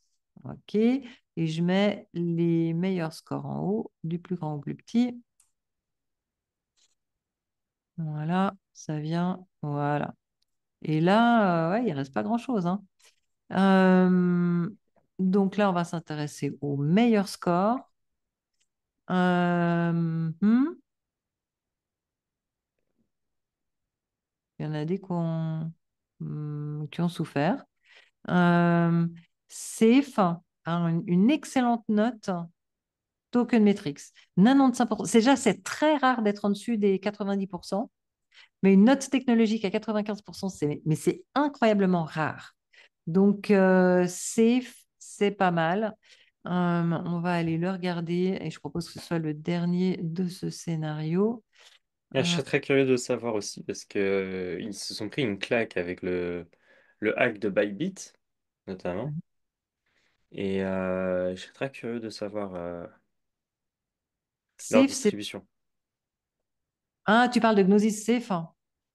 Non, non, non, Safe. Safe, c'est le, tu sais, le portefeuille multisig.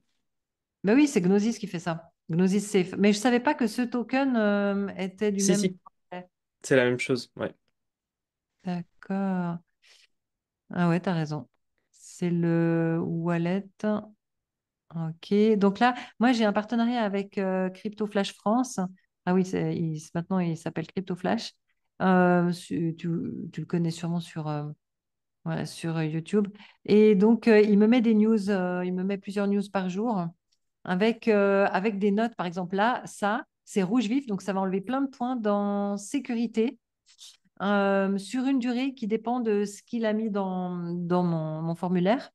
Euh, et il a écrit ça le 27 février. Safe Wallet, responsable du hack de 1,5 milliard de dollars de Bybit. Alors, c'est vrai. C'est quelque chose que j'ai prévu justement de discuter demain avec mon groupe privé pour leur expliquer ce qui s'est passé. Et il se trouve que CryptoFlash, lui, il est spécialiste sécurité informatique. Alors, avant de découvrir la blockchain, c'était son métier. Et même maintenant, il fait des audits de smart contracts. Il est vraiment très, très bon en sécurité. Et c'est intéressant de voir tous les narratifs qu'il y a eu dans les heures qui ont suivi le hack jusqu'à ce qu'on Mm. sache la vérité vraie. Du coup, les gens qui ont suivi au fur et à mesure, des fois, ils n'ont pas suivi la toute dernière info de la vérité vraie. Et ils croient que c'est parce que Bybit a signé sans regarder, ce qui n'est pas le cas, hein. Les 8 personnes, Non. ils ont vérifié que c'est le bon numéro de destinataire et tout ça. Et, et en vérité, quand ils ont signé, les 8 personnes, ça a, au lieu de faire la transaction qu'ils avaient signée, ça a modifié le contenu d'un smart contract et ça a permis le hack. Et en fait, avec l'outil Wayback Machine, on peut revenir en arrière. J'ai arrêté le partage. On peut revenir en arrière sur le web. Et même si quelque chose a été remodifié dans l'autre sens, on peut prouver qu'il y avait un problème à un moment donné. Et donc, dans un des fichiers JavaScript de l'outil, Gnosis Safe, il y avait un tout petit bout d'un grand code qui a permis ce hack Bybit. Et il était tellement spécialisé, cette petite modification était tellement spécialisée qu'elle ne pouvait être utilisée que dans le cas précis de Bybit. Et donc, comme l'ensemble de l'outil fonctionnait bien, personne s'en est rendu compte. Mhm. Mais c'est quelque chose qui était très sophistiqué et préparé depuis très longtemps et vraiment ciblé sur ce portefeuille de Bybit. C'est dingue, hein? Ouais, ça, Et je savais pas la suite. ah ouais, c'est dingue, c'est dingue. C'est CryptoFlash qui m'a expliqué ça. Et il l'a mentionné aussi dans sa vidéo quotidienne. Tu sais, il nous fait les news quotidiennement. Ça fait depuis des années que je suis pleine de gratitude pour CryptoFlash il passe des heures à lire toutes les news, il sélectionne les plus importantes, il nous les décrit. En plus, il prononce bien. Moi, je peux mettre en vitesse x2. Et du coup, en quoi, moins de 10 minutes, j'ai toutes les news de la journée, enfin les plus importantes. Parce que j'ai remarqué, parce que j'ai plusieurs sources pour les news, mais j'ai remarqué que lui, il choisit ce que j'aurais choisi parce qu'il a un bon Mhm. instinct pour savoir qu'est-ce qui aura un vrai impact. Et puis, si c'est quelque chose qui a un impact très momentané parce que c'est juste de la poudre aux yeux, ben, il va le dire. Il a un très, très bon jugement. Donc, j'apprécie beaucoup. Je suis pleine de gratitude parce qu'il me fait gagner beaucoup de temps tous les jours. Tu vois? Allez, tu m'étonnes. Ouais. Donc, et puis en plus, ben, comme on a un partenariat, on se fait une réunion par semaine et on s'échange plein d'astuces. C'est génial, j'adore. Yes. Non, non, mais t'as raison, t'as raison. Est-ce que notre audience a des questions? Oui, je vois un chiffre dans le chat. Ah non, c'était juste la discussion au tout début. Non. Alors, attends, les spectateurs, je regarde s'il y a des noms que je connais dans les spectateurs. Yes. Oui, il y a quelques noms qui me disent quelque chose. Ouais. Donc, messieurs, dames, je vois qu'il y a des dames aussi. Même, je vois 3 dames. Ah, Camille, je ne sais pas si c'est un homme ou une femme, je crois que les deux existent. Et les deux Donc, existent, ouais. les deux existent. Donc, il y a 3 ou 4 dames. Bienvenue. Ça fait plaisir. Dans le monde de la crypto, on a une grande majorité d'hommes, mais c'est spectaculaire la différence. Mais j'avais Ouais, une malheureusement. fois, on rigolait avec Paul, tu sais, Paul Crypto Formation, et puis Mhm. on se comparait notre audience. Et j'ai vu que j'avais quand même le double de femmes que lui par rapport à lui, mais lui, il avait moins de 10%. Ouais, je suis pareil. Ouais. Mais bon, moi, je suis une femme, donc peut-être les femmes, elles viennent plus volontiers chez moi. Mais même, ça reste minuscule, ça reste moins de 20% des Ouais, ça femmes reste dans minuscule. mon audience. Dans la formation, j'en ai peut-être un peu plus que 20%. Ouais, mais dans les statistiques YouTube, il y a moins de 20% de femmes. Alors, il y a Camille qui nous pose une question. Ouais, Allez-vous rense- euh, renseigner, j'arrive pas à le dire, mais renseigner re-signer. pour 10 nouvelles vidéos. Voilà. Il faudrait des thématiques différentes, mais on peut discuter ça avec Nathan s'il nous sollicite. Moi, j'ai pas beaucoup de temps libre, hein, donc là, j'ai fait ça parce que j'avais envie de le faire avec la BBS. J'adore la Blockchain Business School, c'est une très très bonne école. Et puis après, il a proposé que tu viennes et ça m'a fait super plaisir. Je dis ah bah ouais, allez. Parce que, alors, pour ceux qui ne savent pas, il faut savoir que Chantal et moi, on travaille ensemble de temps en temps. Enfin, personnellement, je réalise des vidéos pour Chantal en dehors de la Blockchain Business School. Et donc, on se tutoie régulièrement, on se côtoie par message, etc. Donc, on se connaît bien. Donc, du coup, quand j'ai proposé à Nathan de faire ce live avec Chantal, bah, je me suis permis de le faire avec Chantal parce que je connais Chantal. J'aurais pas été si je connaissais pas Chantal. Donc voilà. Donc, pourquoi Et attends, pas. attends, attends. Il y a encore un truc avant qui s'est passé, encore avant ça. C'est que j'étais à un événement en France en septembre ou tout début octobre. Et j'étais avec je passais comme ça dans le couloir, une femme qui m'a attrapée carrément physiquement. Elle m'a dit, ah oui, il faut qu'on se dise bonjour, il faut que je vous demande et tout. Enfin, Voilà. bref. Et donc, elle était apprenante à la Blockchain Business School et elle a commencé à me poser des questions et tout ça. Et elle me disait, ce qui nous manque, c'est de pouvoir parler en direct avec nos enseignants et leur poser des questions et tout ça. Et moi, illico, dans le feu de l'action, j'ai pris mon téléphone, j'ai laissé un message audio à Nathan en lui disant, écoute, j'ai ce feedback, si tu veux, je te fais quelques séances voilà, en live. Moi, j'aime bien parler avec les gens en live Ah euh, ouais. au sein de l'école. Et ça, c'était début octobre, en fait. Et c'est comme ça que ça a commencé. Tu vois. Après, il m'a dit, mais de quoi on pourrait. Non, après, il m'a relancé. Je lui ai dit, ouais, super, cherchons des dates. Après, il m'a demandé qu'est-ce qu'on pourrait faire comme thématique. Je lui ai donné plein de thématiques. Et après, il m'a dit, est-ce que c'est OK pour toi de le faire avec Dimitri? J'ai dit, ah, mais grand plaisir. Ah ouais, c'est quand même une histoire quand même. Je ne savais pas le début de ces Ouais. lives. Donc c'est pour ça, profitez-en tant qu'on est là à pouvoir répondre à vos questions. Mais n'importe quelle question sur les cryptos, on est là pour vous répondre. C'est super intéressant de pouvoir échanger avec vous en direct. Moi, je sais que le contact avec les personnes, le fait de pouvoir échanger avec du monde, je trouve ça, mais c'est la valeur la plus inestimable qu'on pourrait avoir Ouais. par rapport aux vidéos notamment. Donc si vous avez des questions aussi sur les vidéos que vous avez pu voir où nous étions dans ces vidéos, n'hésitez pas à nous solliciter. On est là pour vous. On est là pour vous. Voilà. Mais ouais, et puis c'est tellement plus intéressant d'avoir des interactions que de parler tout seul devant son écran. Ah oui, clairement. Mais moi, pour le coup, j'accompagne une personne de la BBS. D'ailleurs, je ne sais pas si elle est là ce soir. J'ai pas regardé la liste des participants, mais j'accompagne une personne sur la DeFi. Et avec la BBS, on a 20 minutes. Et du coup, il est là. Alors, du coup, j'ai une petite question. Du coup, je lui explique, je réponds à sa question. Et du coup, il a une autre question, etc. Bref, en fait. Les questions, elles s'enchaînent et on arrive à la fin des 20 minutes, même on arrive à la fin d'une demi-heure, voire même 1 heure, et puis il a toujours des questions.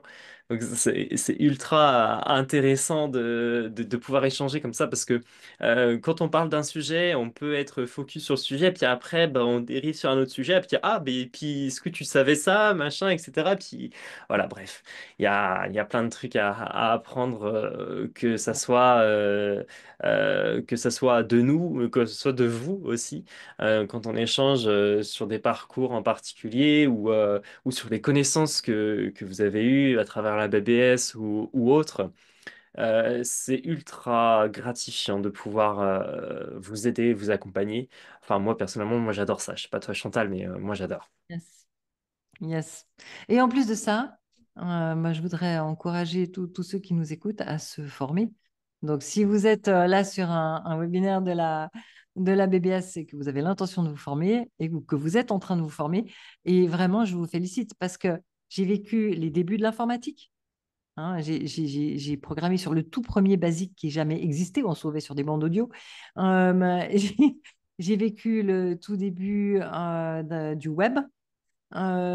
J'étais la première de tous les gens que je connaissais qui créait un site web. Je le faisais dans Notepad à l'époque. Il n'y avait pas d'outil pour les créer. Je tapais les codes.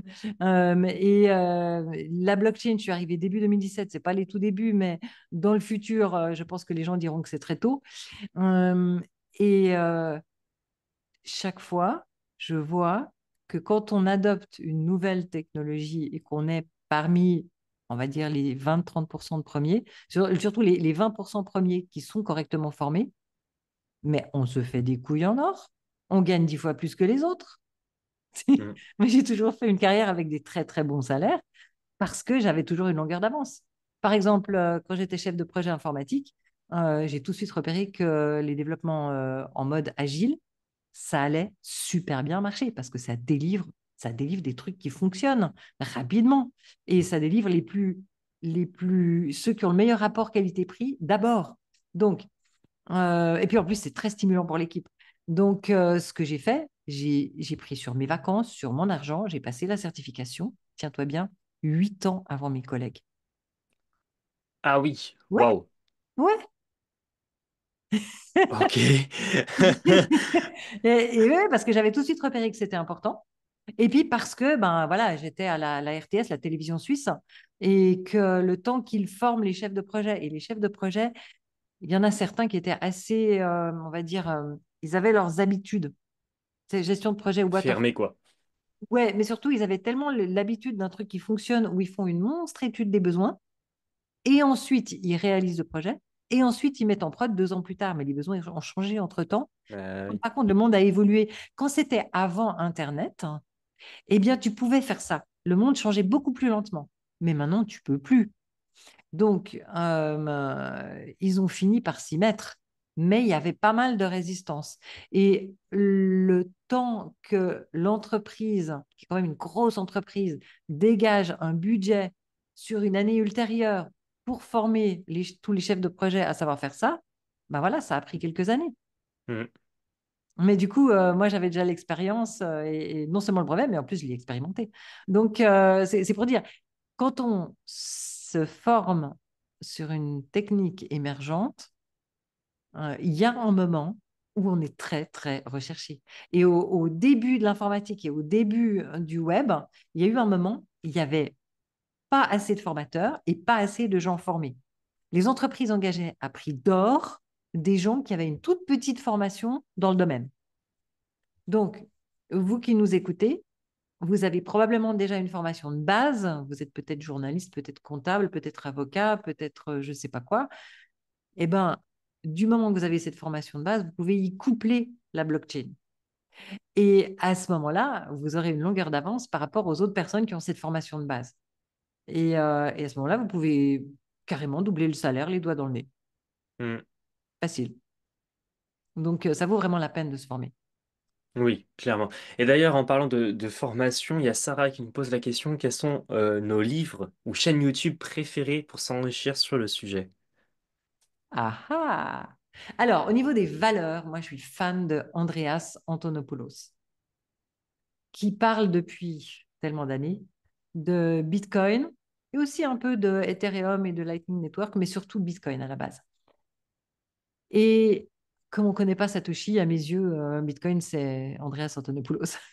Oui, c'est vrai. Et puis, de temps en temps, je me fais une petite piqûre de rappel avec Charles Hoskinson, qui est qui était cofondateur Ethereum brièvement au début, mais qui a fondé Cardano. Alors, Cardano en tant que blockchain, elle est valorisée d'une manière très élevée, alors qu'il n'y a pas encore grand-chose qui tourne dessus, en tout cas avec des tout petits volumes. Et voilà, donc c'est pas pour l'investissement. Mais ce monsieur, Charles Hoskinson, au niveau des valeurs, punaise, il assure.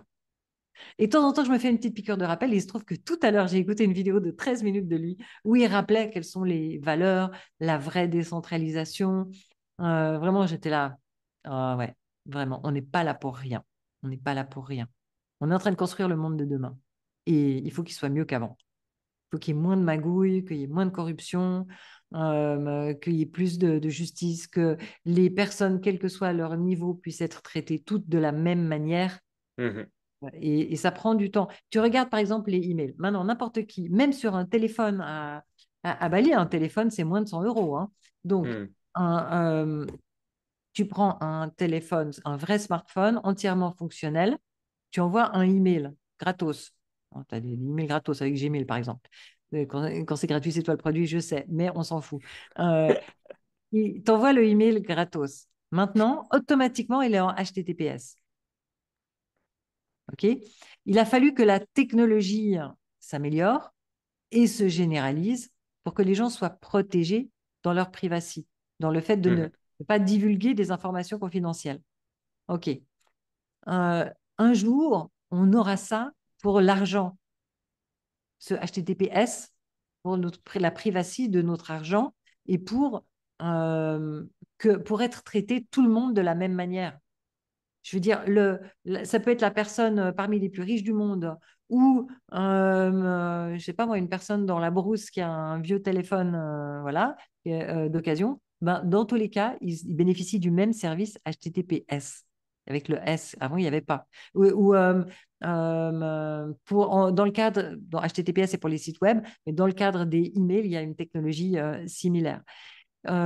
Donc, ils ont finalement le même service, quel que soit leur niveau. Tu vois? Eh ben, c'est ça qu'on veut obtenir avec l'argent, avec toute Mhm. la valeur, pas seulement l'argent d'ailleurs, un brevet, un document qui prouve la propriété d'un immeuble ou d'une œuvre d'art, tout ce qui a de la valeur, tout le monde devrait être traité de la même manière, tu vois. Donc voilà, moi j'aime beaucoup Andreas Antonopoulos et Charles Hoskinson. Même si Charles Hoskinson, je ne l'écoute pas très souvent, hein, je ne suis pas une fan de, mais j'ai de l'estime pour lui, vraiment beaucoup d'estime. Euh, Après, j'écoute plein de gens, j'écoute systématiquement Token Metrics une fois par semaine, les lives du groupe Premium. Ça, j'en loupe pas un. J'écoute DCA sur la chaîne Invest Answers. Ça, c'est une grosse heure le Mhm. lundi. Et là, il y a 4 participants. Et j'adore. Et ils mettent en fait ce qu'ils ont de plus intéressant à dire de toute la semaine, parce qu'ils ont chacun leur chaîne YouTube, mais ce qu'ils ont de plus intéressant à dire de toute la semaine, boum, ils le disent là, ils le résument, ils le partagent, ils communiquent. Enfin, c'est génial. Voilà, j'écoute tous les jours Ivan on Tech, Ok. du lundi au vendredi. Généralement, il ne fait pas le week-end, à part ce week-end. J'écoute tous les jours Crypto Flash, dont je parlais tout à l'heure. Voilà. Et les autres, c'est aléatoire. C'est ce que j'ai envie quand j'ai envie, sur des thématiques, etc. Et je vais systématiquement sur mes abonnements parce que je ne veux pas me laisser piéger par le fil qui est choisi par Google. Tu vois? Je vais, par exemple, je mets un mot-clé, je regarde ce que Google me propose. Et des fois, je trouve des nouveaux auteurs qui sont très intéressants. Mais sinon, si je ne suis pas à la recherche de quelque chose de précis, je vais dans l'onglet Mes abonnements parce que c'est moi qui décide ce que je veux voir.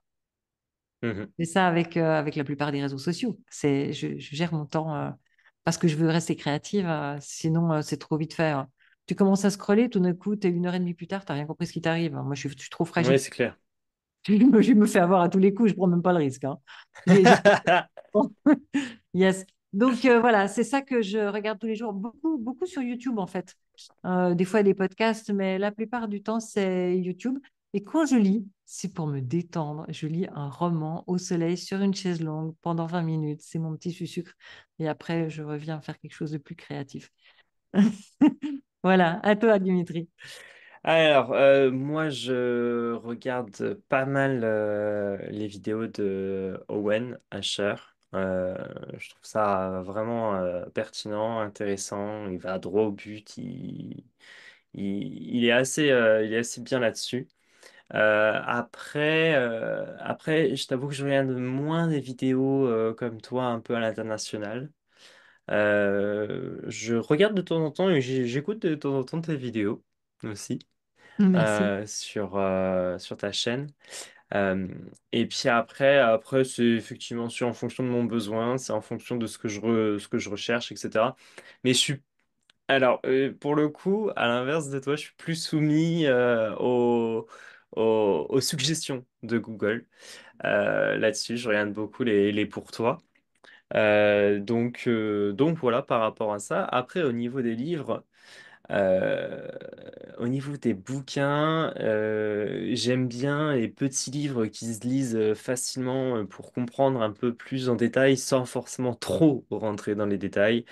Comme par exemple comprendre Bitcoin, comprendre Ethereum en une heure. Ça, c'est des petits bouquins qui se lisent facilement. Moi je sais que moi je les ai lus, ceux-là, et ils sont superbes. Et je reviens d'ailleurs sur certains points que des fois je ne peux ne pas comprendre.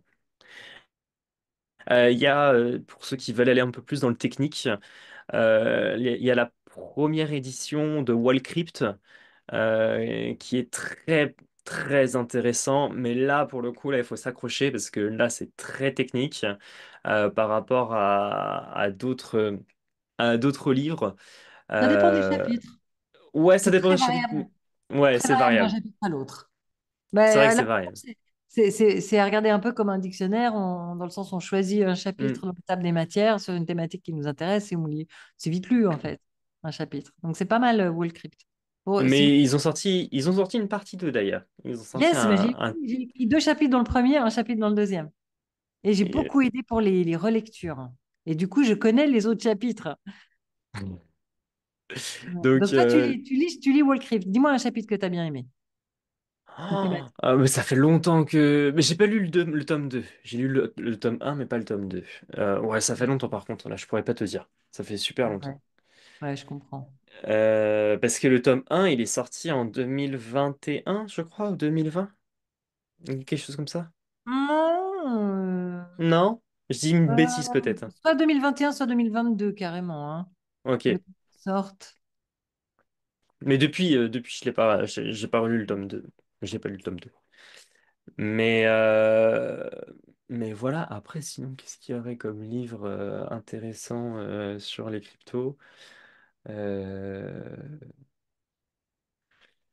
Bah après, je lis beaucoup les news, moi, sur Journal du Coin, sur Cryptost, sur Coin Academy aussi. D'ailleurs, si vous souhaitez suivre l'actualité sur Twitter, Coin Academy ont sorti leur bot, leur robot sur X qui postent en automatique et moi je reçois des notifications à chaque fois que ce robot il poste et du coup ça me permet de suivre l'actu en direct sans forcément sans suivre aussi les autres sites d'actualité parce que du coup ça fait redondant mais je trouve ça intéressant. Comment on le trouve? Euh, Attends, je suis sur Twitter, comment je le trouve? c'est Je tape Coin Academy Agent. Coin Academy Agent. C'est le logo, il est vert avec un robot dessus. D'accord, Robot partager. blanc. Ok, plus. Voilà, bah non, c'est pas un robot, c'est le C. C'est Connery Mini IA. Attends, j'essaie juste de récupérer le haut de l'écran. Voilà. Alors, Le c'est tout celui-là. premier. Ok. Voilà. Ok. 100% de l'actu crypto en temps réel et en français grâce à l'argent IA. Ok, bien. Alors, par exemple, à quelle heure ils nous ont dit qu'il y aurait, qu'il y a eu l'annonce de Trump. Attends, moi je l'ai dit à quelle heure dans mon groupe privé? C'était. Attends, non, c'était après ça. C'était là. Moi je l'ai dit à 16h34. Lui, il l'a annoncé à quelle heure? Moi, généralement, j'annonce pas les news dans mon groupe privé. Mais là, quand j'ai vu ça, j'étais là. Oh punaise, ça va être magistral. Tu m'étonnes. Ouais. Et en 1 minute, je l'avais tout de suite annoncé à mon groupe. Euh, alors, donc, nous disons Ici, le 2 mars. marche à 16h34. Alors, c'est ça. Ouais, c'est ça. Mais comment je peux savoir l'heure?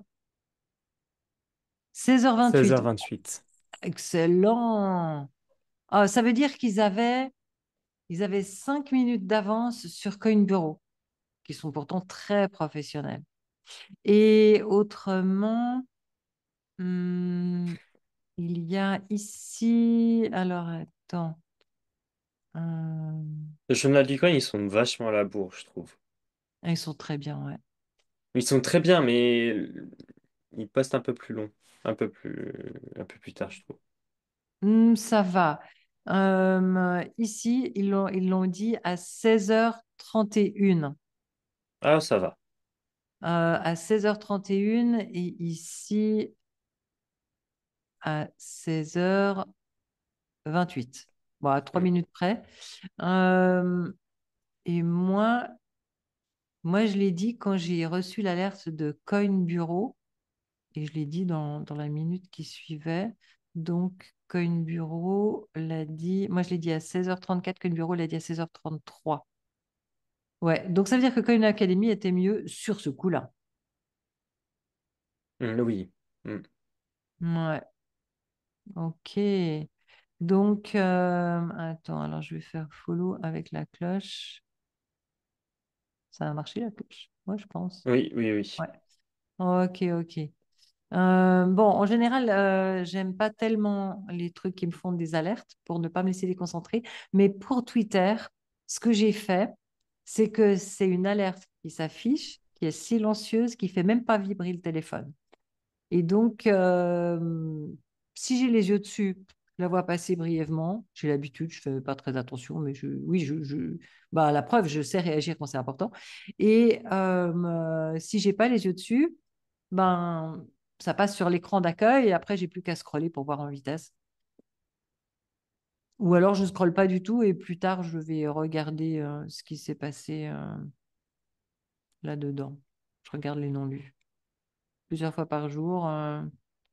Mais ma priorité, en fait, ma priorité toujours, même si j'ai juste 5 minutes entre deux réunions, ma priorité, c'est d'aller voir si mes apprenants m'ont posé des questions.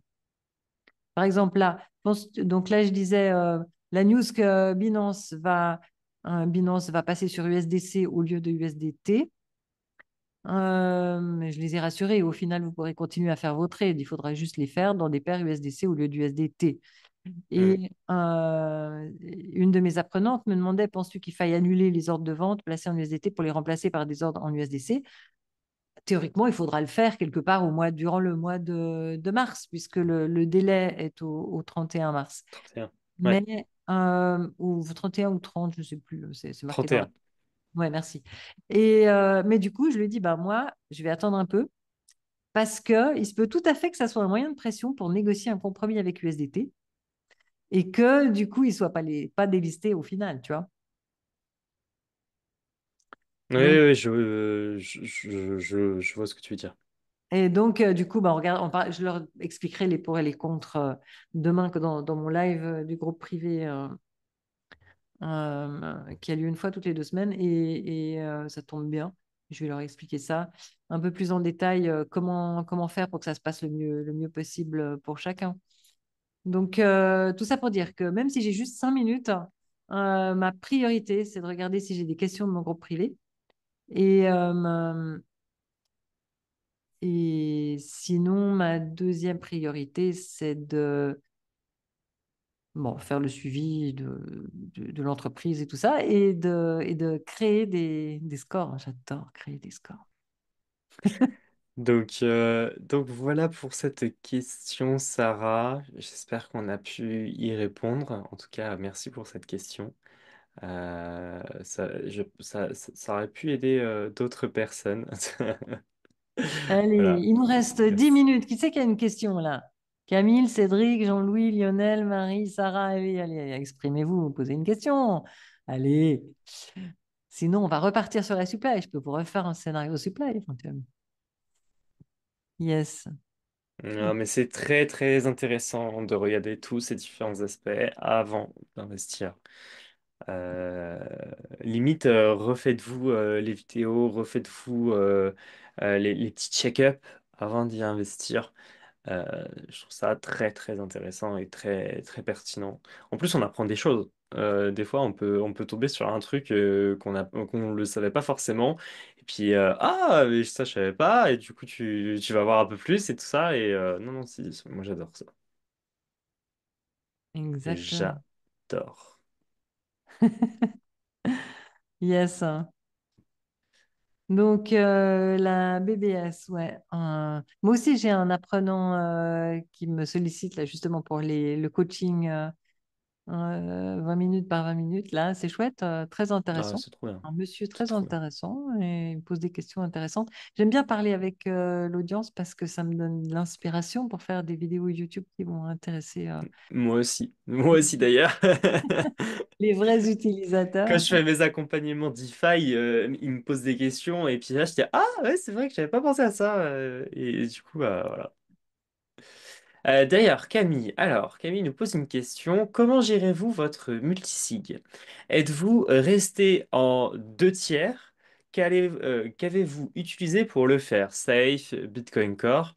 N'est-ce pas contraignant de voyager à l'autre bout du monde pour chercher ses clés et de prendre ses profits? Alors, la dernière question, ce serait pour toi, Chantal. Euh, Yes. mais alors, pour répondre de mon côté, pour la gestion des multisigs, moi, je reste sur 3. Je pense que c'est le minimum, enfin personnellement, 3 co-signataires. Pourquoi? Parce que bah, tout dépend en fait de sur quel support c'est, la localisation des différents supports, enfin de ces co-signataires. Et puis de savoir aussi bah, si ces co-signataires c'est vous-même, mais peut-être dans un compte en banque ou peut-être dans un autre lieu en dehors de chez vous, etc. Ou est-ce que ce sont des co-signataires que vous connaissez de confiance? Donc, moi, personnellement, je reste sur du 3. J'irai, bah, enfin, à ma hauteur, j'irai pas au-dessus de 3.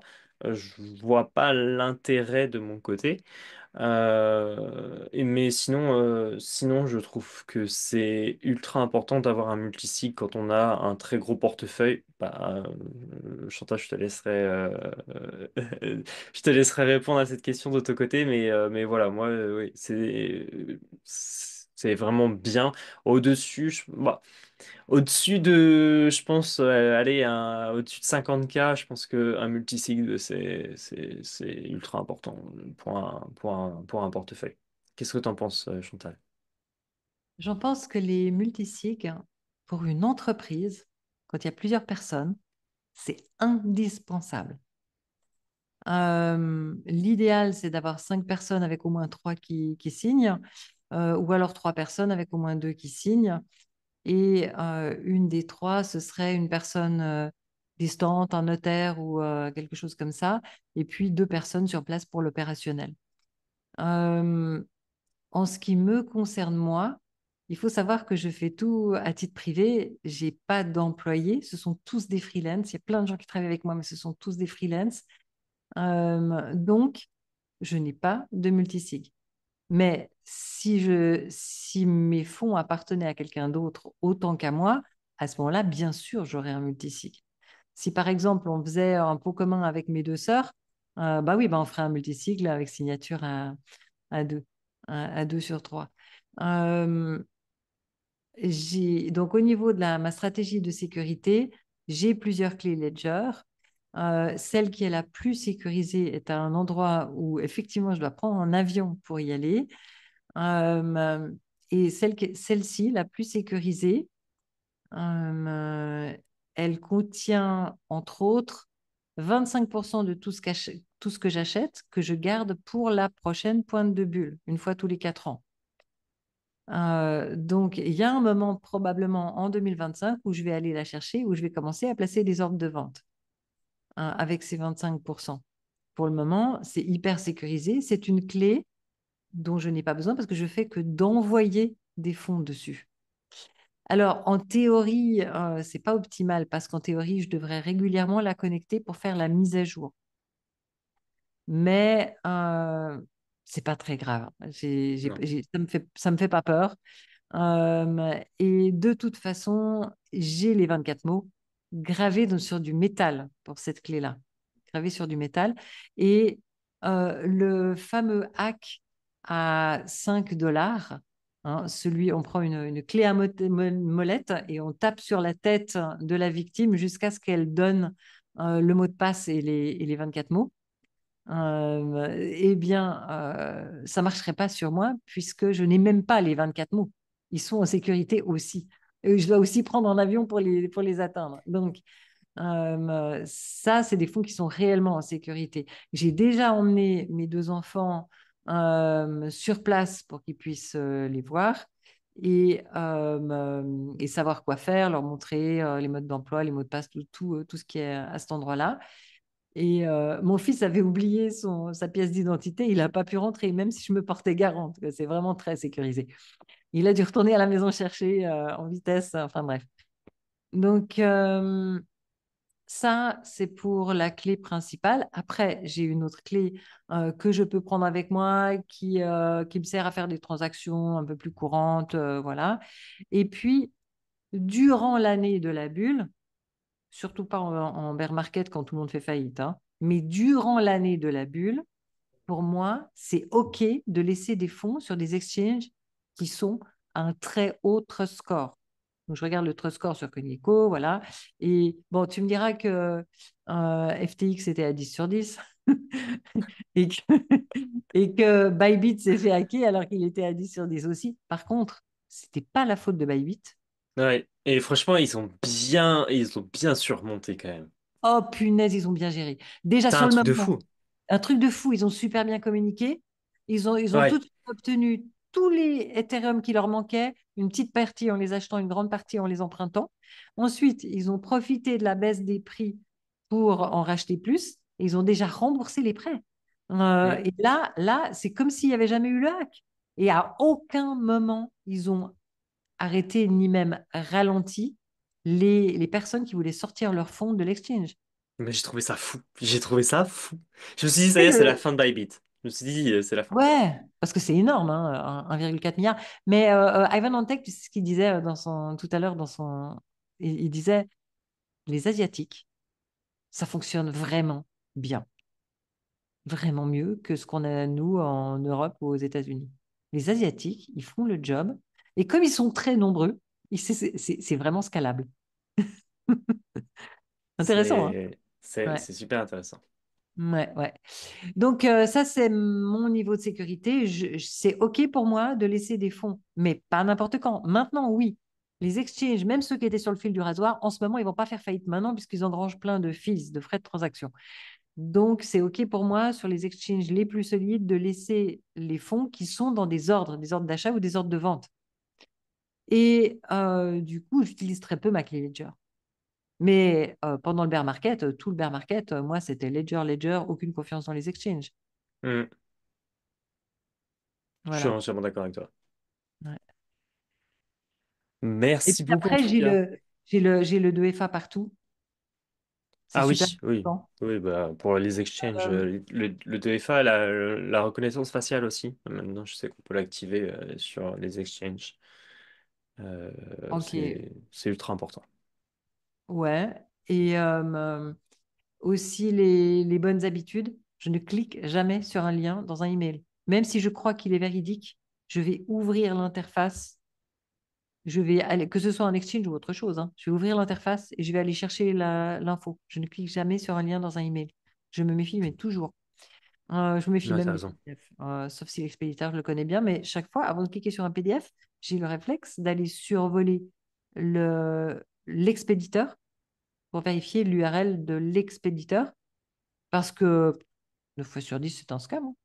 Oui, oui, oui, c'est clair. C'est la bonne méthode d'ailleurs à faire, effectivement. Ouais. Toujours faire attention. Voilà, donc mon ordi, il est propre. Mon antivirus, ben, j'ai pris le niveau le plus élevé que l'entreprise avait. Hein, c'est ce que j'enseigne à mes apprenants de passer au niveau le plus élevé. C'est une petite dépense par rapport à tout ce qu'on peut sauver. Euh, donc, j'ai des bonnes règles de sécurité que j'enseigne à mes apprenants aussi. Mm, Et c'est plus important à mes yeux qu'un multisig qui... Parce que je pourrais faire un multisig avec des gens que je connais, mais quelque part, ce serait les mettre en danger. mm. Je préfère juste envoyer des fonds, une partie sur des exchanges, une partie sur cette clé qui est hyper sécurisée, puis voilà. Ouais. Je suis entièrement d'accord avec toi. Mais oui, la sécurité, c'est ultra important. Merci en tout cas, Sarah, Camille, pardon, pour nous avoir posé la question. Et on arrive d'ailleurs à la fin de ce live. Yes. Merci à tous d'être venus, merci à tous d'avoir pu poser nos questions, enfin des questions.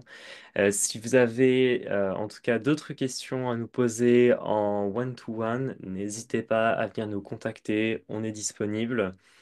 Chantal, je ne sais pas si tu as un dernier mot à partager. Oui, formez-vous, formez-vous, formez-vous. C'est une richesse qu'on ne pourra jamais vous enlever et qui va vous augmenter votre valeur intérieure pour toute votre vie. Voilà.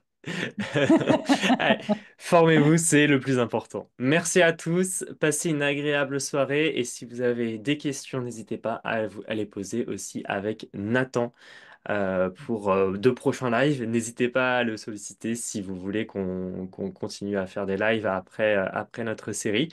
Et puis ben, on se dit à la prochaine tout le monde. Ça marche. Merci À à la tous. prochaine. Au revoir.